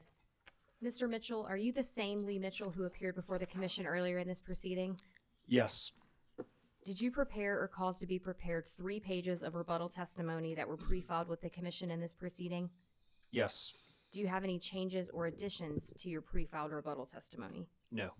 If I asked you the same questions here today, would your answers be the same? Yes. I would ask that Mr. Mitchell's pre-filed rebuttal testimony be entered into the record as if given orally from the stand. The pre-filed rebuttal testimony of Mr. Mitchell will be entered in the record as if given orally from the stand. Thank you, Chair Powers. Mr. Mitchell, would you please provide a summary of your rebuttal testimony?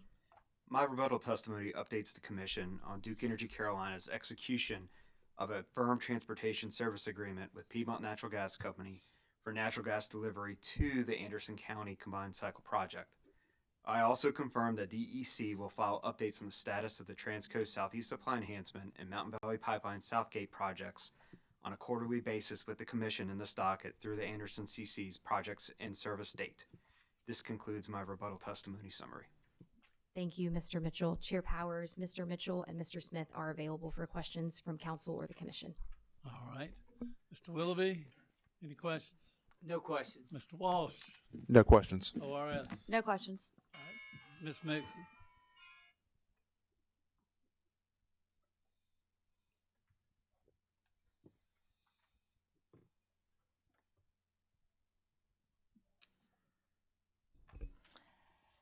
Thank you, Chair Powers. This should be fairly brief. I just have a few questions for you, Mr. Smith. So you note in your rebuttal testimony that the company used a weighted site scoring process to evaluate potential sites for the combined cycle. Is that correct? That's correct. And in your rebuttal testimony, you note that while each of those factors informs the company's site selection, that none of them are individually determinative. That is correct. And on page 5 of your rebuttal, you discuss the WS Lee site, and you state that it would not have been eligible to complete the 2024 DICES cluster study process, right? Let me get that. What line number are you on? I think it's lines 5 through 6.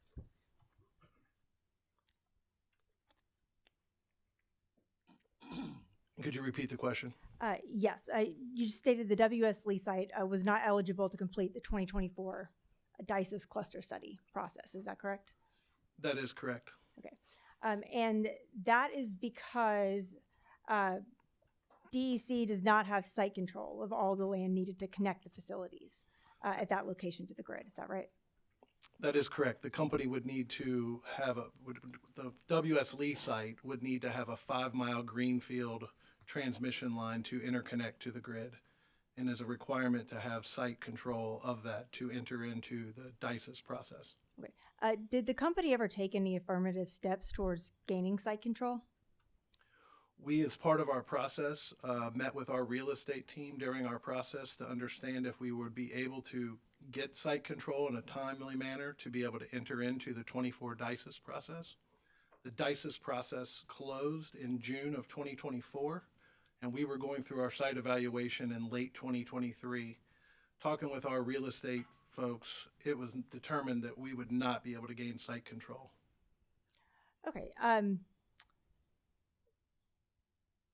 So as you mentioned, Duke notified the commission in its 2023 IRP that it had located a site in Anderson County, South Carolina. Is that right?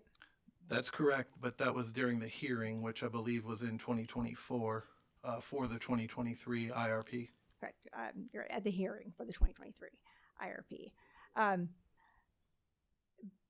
Looking at the supporting footnote, so do you have the company's application in front of you? I have it in my binder, if you could give me a second. Turning to page 9 of the application.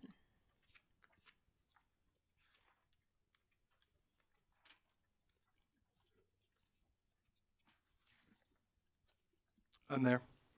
Okay. And this is the citation where you note, or let me rephrase.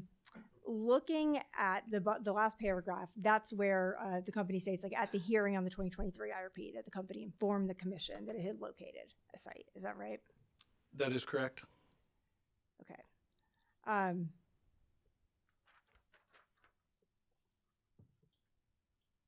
And if you turn to the next page, on page 6, the citation for that sentence ends with near-term action plan. That's in the rebuttal testimony of Daniel Donashad. Is that right? Footnote 6. If I could, you stated I thought you said page 6. Oh, sorry, I apologize. Sorry, page 10. Page 10, footnote 6. Can you repeat the question, please? The citation for that statement that of the 2023 IRP. So I guess the citation that Duke provides is to the rebuttal testimony of Daniel Donashad in the 2023 IRPs. Is that correct? Yes, the 2023 IRP hearing. All right. So it looks like prior to the commission issuing its 2024 IRP order, the DEC had already begun the process of identifying potential locations for CC3. Is that right? That's correct. We started our evaluation in mid-2023. Again, that evaluation was looking for CC2 and CC3. Okay. Again, on page 10 of the application, there's a sentence that starts with, based on the positive support. Could you read that sentence for me? It's in the first paragraph of page 10.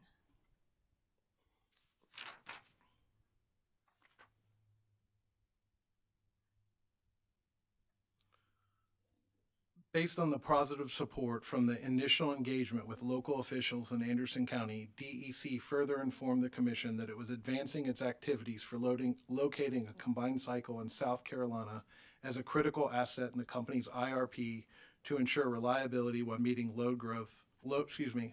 while meeting growing load across the system. Did the company undertake any similar outreach related to alternative sites for the combined cycle plant?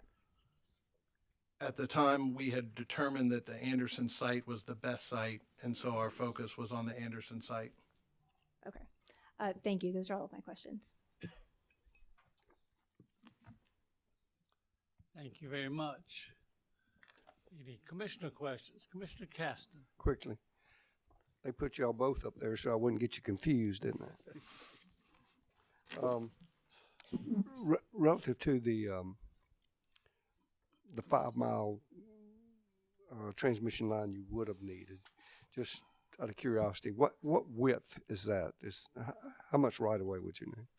I'm not our transmission expert. I think it depends on the size of the line, but I think subject to check, it's anywhere from 250 feet wide to 500 feet wide, depending on the size of the line. Well, I used 300. I came up with about 181 acres, plus or minus. So what I'm hearing is one of the determining factors was that isn't necessarily so much the acreage or the cost, but just the time frame in being able to acquire it. Yeah, that line goes across multiple parcels of land, including some that are under conservation easement as well. All right. Thank you. No more questions. Thank you, Commissioner Caston. Any further commissioner questions? Ms. Smith, tell me a little bit about the WS lease station. How big is it? What's the use of it at this time? Yeah, at the WS Lee site, we currently operate a combined cycle plant there, as well as 2 CTs. The WS Lee combined cycle went into service, I believe it was right around 2018. The CTs were before that. I don't have the exact year. The combined cycle is roughly, I think, about 750 megawatts that currently is at the site. How many acres roughly do you have there? I don't have the specific amount of acreage. We have a decent amount of property there, some of which has, I think it's been removed, but there was initially coal ash that was on the site. But the area that we were looking at that was available that we could build this site, our team did determine that we could fit a 2-on-1 combined cycle, but it would be extremely tight. All right, and there was no attempt to buy any additional property there connecting to it? After we determined the difficulty to acquire the 5-mile right-of-way, we did not move forward with trying to do any further work on the site for CC3. All right, sir. Thank you very much. Any further commissioner questions? Any redirect? No redirect. Thank you very much. You may step down. Thank you.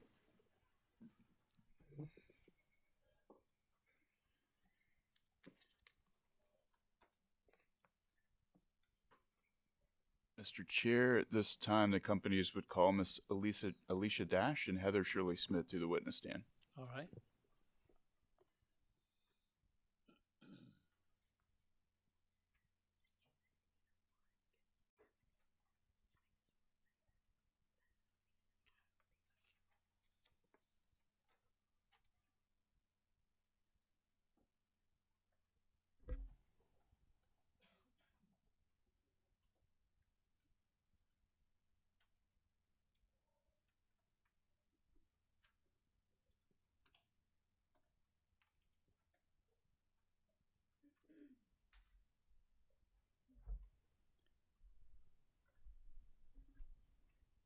Good afternoon, Ms. Dash. Good afternoon. Are you the same Alicia Dash that appeared before the commission earlier in this proceeding? Yes. Did you prepare calls to be prepared 6 pages of rebuttal testimony that were pre-filed with the commission in this proceeding? I did. If I asked you the same questions that were contained within your pre-filed rebuttal testimony this afternoon, would your answers be the same? Yes. Chair Powers, I would ask that Ms. Dash's pre-filed rebuttal testimony be entered into the record as if given orally from the stand. The pre-filed rebuttal testimony of Ms. Dash will be entered in the record as if given orally from the stand. Thank you. Ms. Dash, did you also prepare or cause to be prepared 2 exhibits that were filed along with your rebuttal testimony? I did. Do you have any changes to those 2 exhibits at this time? I do not.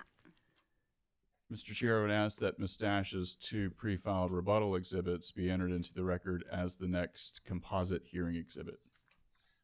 The pre-filed exhibits of witness Dash, known as Dash Rebuttal 1 and 2, marked for identification and placed in the record as exhibit number 11. Thank you, sir. Ms. Dash, would you please present to the commission at this time a summary of your rebuttal testimony? Yes. Good afternoon, Commission. My rebuttal testimony responds to Coastal Conservation League, Upstate Forever, and Vote Solar witness David Lloyd's direct testimony. Mr. Lloyd's testimony focuses narrowly on environmental justice screening data without acknowledging how the company used this information to inform our siting process and community engagement approach. He also overlooks the significant economic benefits the Anderson County CC project will deliver to this underserved community, including Anderson School District 3 and Anderson County. The company designed a comprehensive engagement plan that works to remove barriers for engagement with underserved populations. My rebuttal testimony details our engagement efforts to specifically address the community's characteristics, as well as the continued community support we have received for the project. This concludes my rebuttal testimony summary. Thank you, Ms. Dash. Ms. Smith, good afternoon. Turn your mic on, please. Thank you. Are you the same Heather Shirley Smith that presented testimony to this commission earlier today? Yes. Did you prepare calls to be prepared 19 pages of pre-filed rebuttal testimony in this proceeding? Yes. And if I asked you the same questions that were contained within your pre-filed rebuttal testimony this afternoon, would your answers be the same? Yes. Mr. Chair, I would ask that Ms. Smith's pre-filed rebuttal testimony be entered into the record as if given orally from the stand. The pre-filed rebuttal testimony of Ms. Smith will be placed in the record as if given orally from the stand. And I'll remind the ladies they're still under oath. I did not say that earlier. Thank you, sir. Thank you. Ms. Smith, would you please present to the commission a summary of your pre-filed rebuttal testimony? Sure. And good afternoon, Chair Powers, Vice Chair Williams, and members of the Commission. In my rebuttal testimony, I recognize ORS's thorough examination of our application and their conclusions that the application satisfies the requirements of the Siting Act, that the Anderson County CC may serve system economy and reliability, and that ORS does not object to the Commission's approval of our application. I also confirm that the company agrees to ORS's recommendations in this proceeding. I also note that the estimated transmission upgrades and interconnection costs have decreased based on the results of the interconnection studies as discussed in witness Sammy Roberts' supplemental testimony. I then address the testimony of CCL witness David Lloyd. I highlight that Mr. Lloyd does not dispute the need for the facility. Rather, he criticizes aspects of the company's siting decisions and raises concerns about air permitting issues. I explain that we undertake a disciplined approach when selecting sites for new infrastructure, and we have been evaluating sites for the near-term construction of natural gas generating infrastructure in South Carolina, consistent with the encouragement contained in the South Carolina Energy Security Act.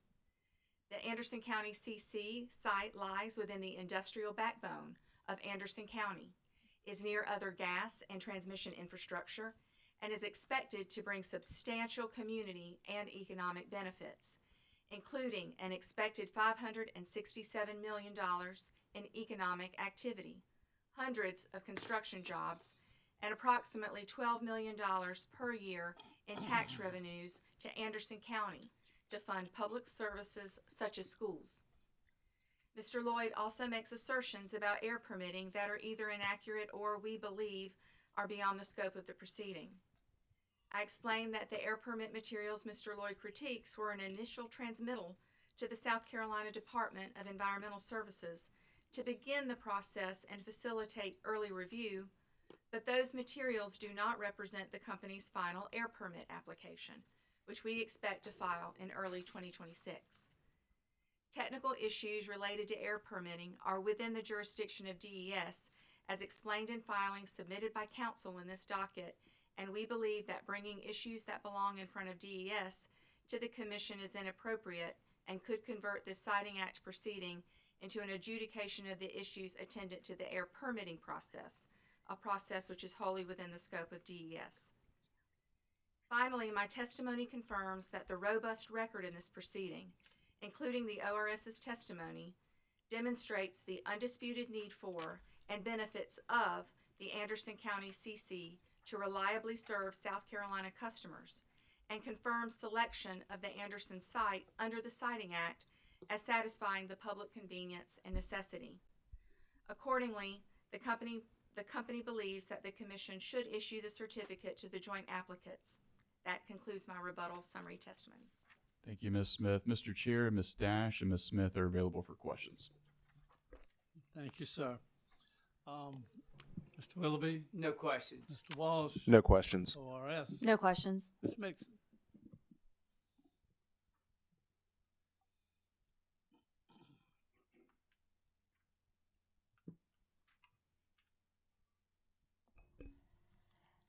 Good afternoon. Ms. Dash, I just have a few questions for you.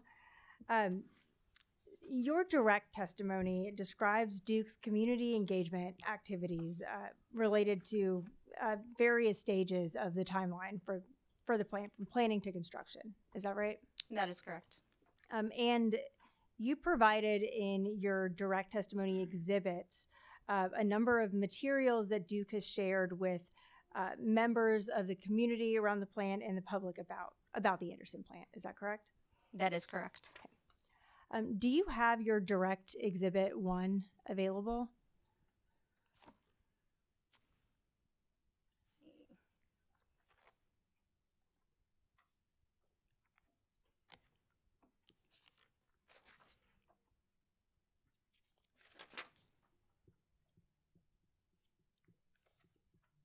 Yes, I think so. Just a minute.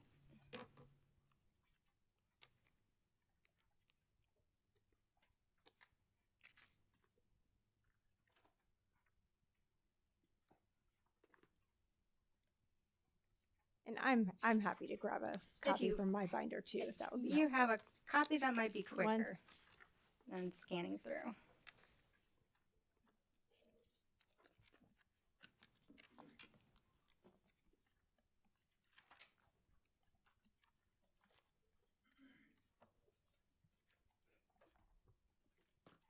I just have to go through my giant binder too. 1 second. I'll keep looking while you keep looking. Is it exhibit 1? Yes. Exhibit 1. Here we go. Thank you.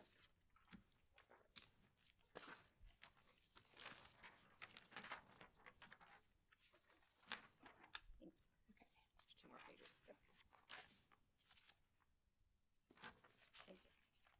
Okay, sorry about that. Thank you. No worries. And I was just going to refer to page 3 of that exhibit.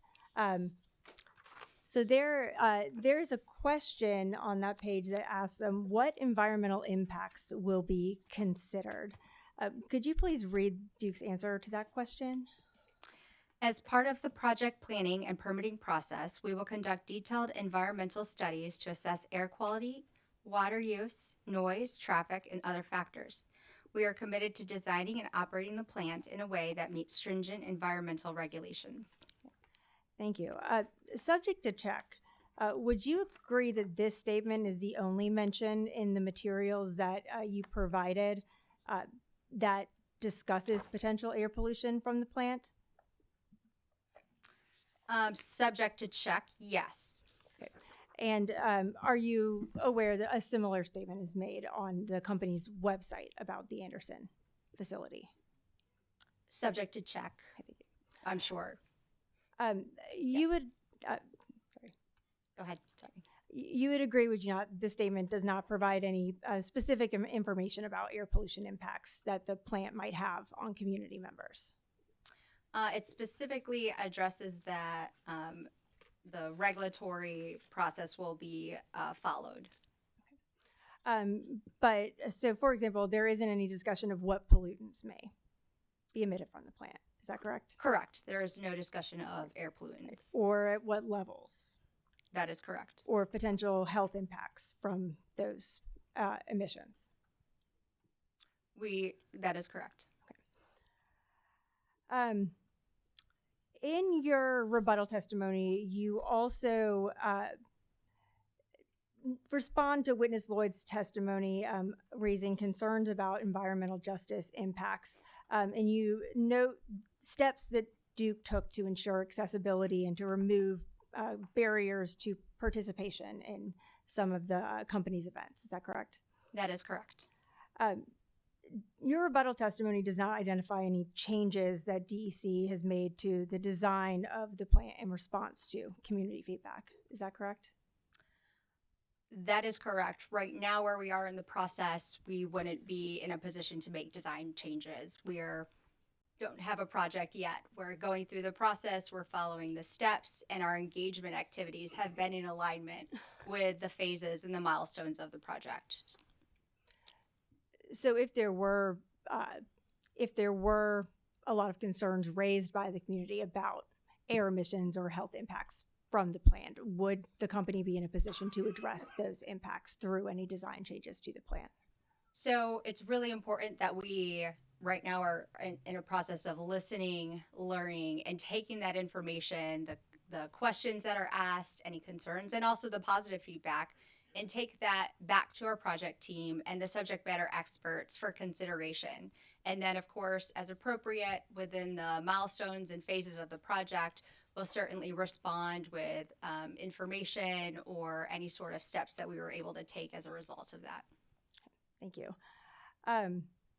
Your rebuttal testimony on the bottom of page 3 to the top of page 4 states that if companies like DEC do not invest in underserved areas like this one, conditions for the people who live here will not improve. Is that correct?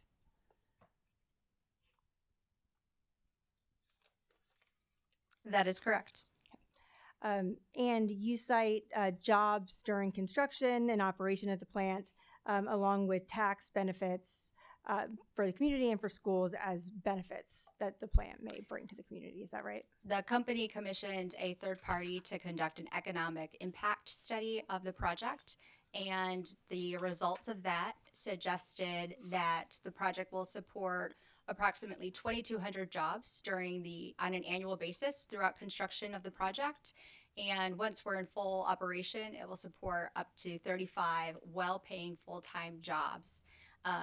The results of that study also included $16.7 million in annual property tax income that will be available to Anderson County to support county services in this community, in addition to supporting Anderson School District 3 and addressing any sort of capital needs that the school district might have.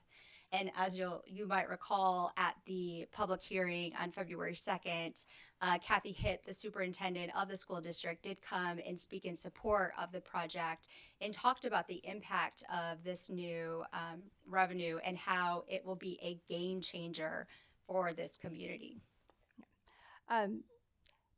Duke has not quantified potential costs for the Anderson plant, has it? Cost to the community.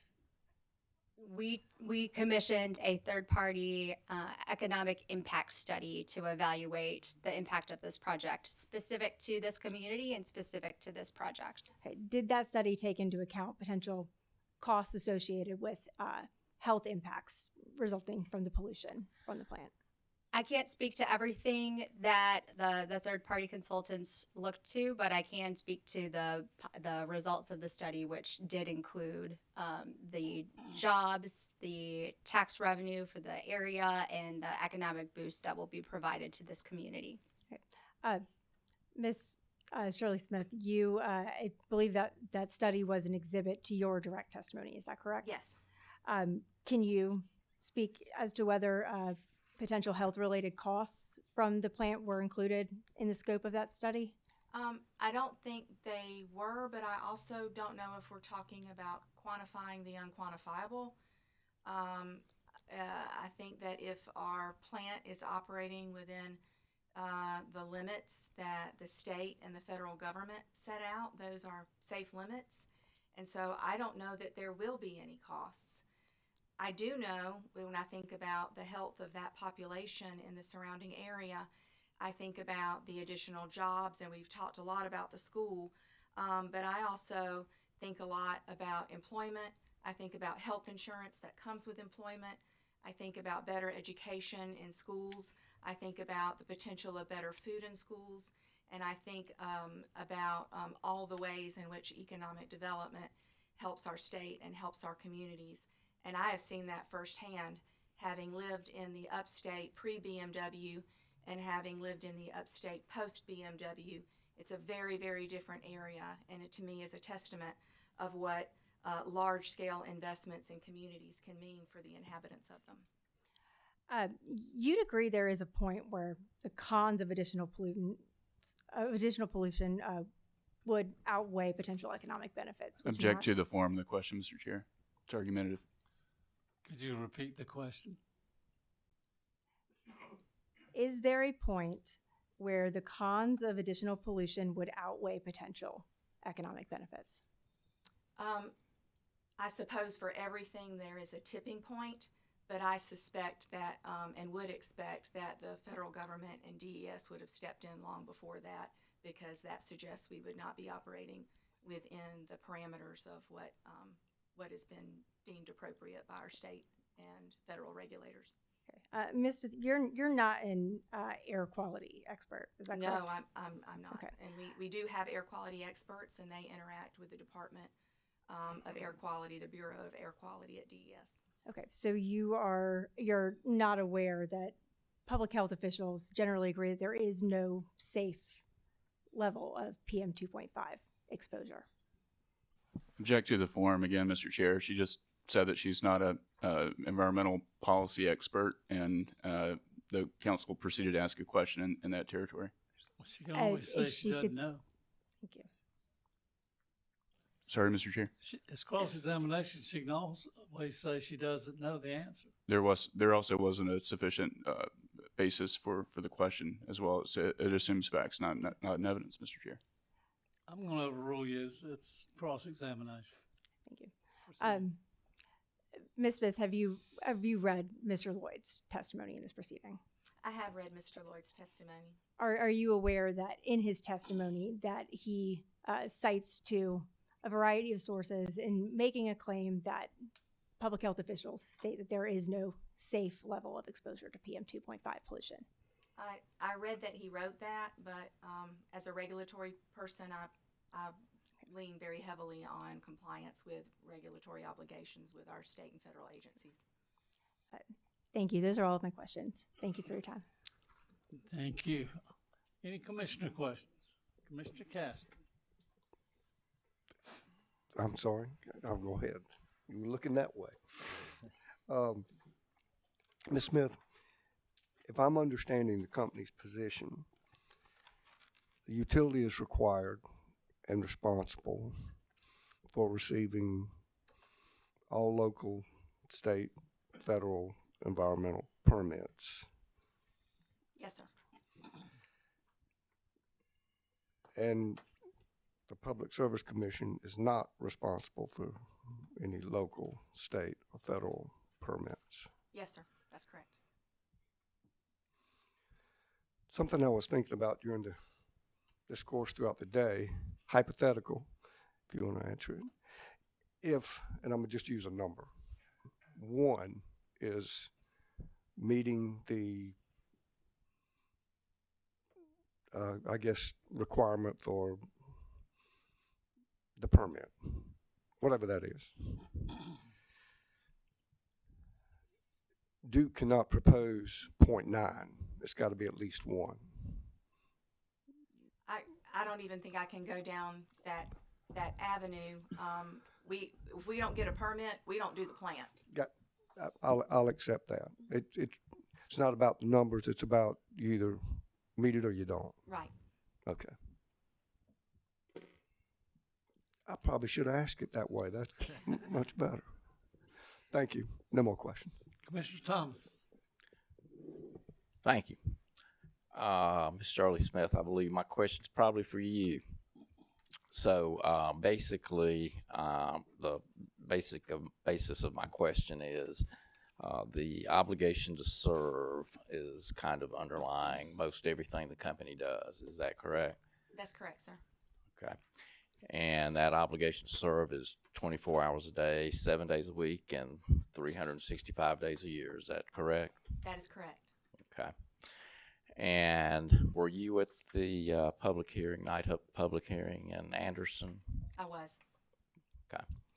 And it seems to me that I recall we heard from several people there that were experts in solar, that had a lot of information, sounded like they knew what they were talking about. Would you agree with that? I agree. That's what it sounded like, sir. Okay. And as I recall, one of the witnesses mentioned something about 12,400 acres, solar paired with battery storage. Do you recall somebody? I do. Okay. And also, as I recall, at the time of that night public hearing, it was very cold, very cloudy for several days, and there was a lot of snow in the state. Is that the way you remember it? I do. It was a little bit of a scary drive. I had similar feelings. But anyway, so in the weather conditions such as we experienced at that point in time, do you believe that the solar that was described paired with battery storage would have been able by itself to keep the lights on, meet that obligation to serve? I don't think it would have been on its own able to perhaps even light the room that we were in, because we were in multiple days of that weather, and there are limits to battery storage. Very valuable resource. Solar is an extremely valuable resource for us, as well as batteries. It definitely has a place in our diverse system, but there are times that we absolutely have to have dispatchable generation, which is what this CC is. We have an obligation to serve. We're held accountable for meeting that obligation, and not meeting it is just not an option for us. Okay. And would you agree that if this proposed facility is approved and if it is built, that facility in and of itself could support additional solar on the system? I think the addition of Anderson CC will help integrate additional solar because they work very well together. You heard about the operational characteristics of quick ramping and having an agile operating profile of the technology that was selected.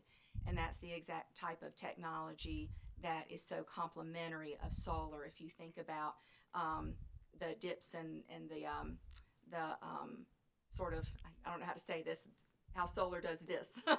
And our gas plants can follow along and fill in. So sorry you got the English major version of that explanation, but yes, it's very complimentary. I think I understood what you were saying.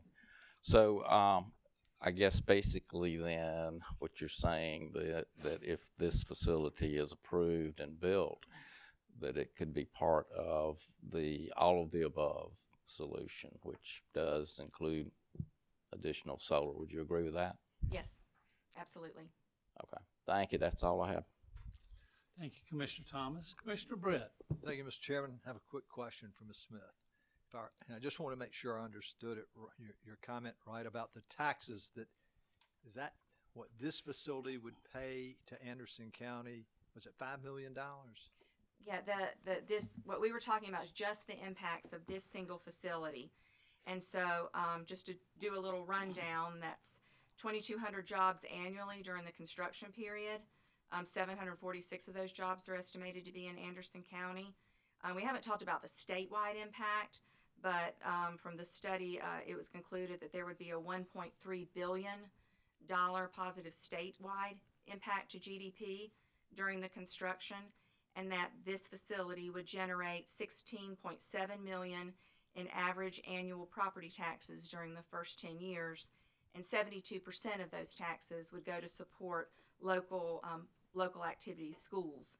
That would be $12 million annually.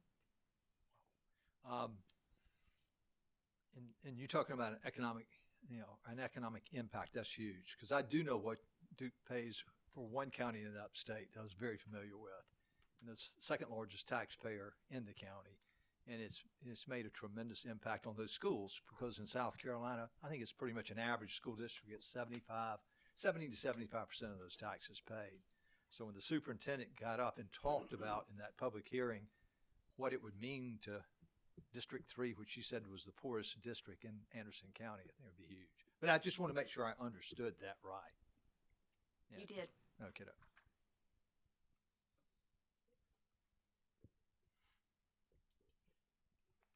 Thank you, Commissioner Brett. Seeing no other commissioner questions, Ms. Dash. Yes. You talk about this being an underserved population, and the pictures with the schools around that, of course, is somewhat concerning. But in Mr.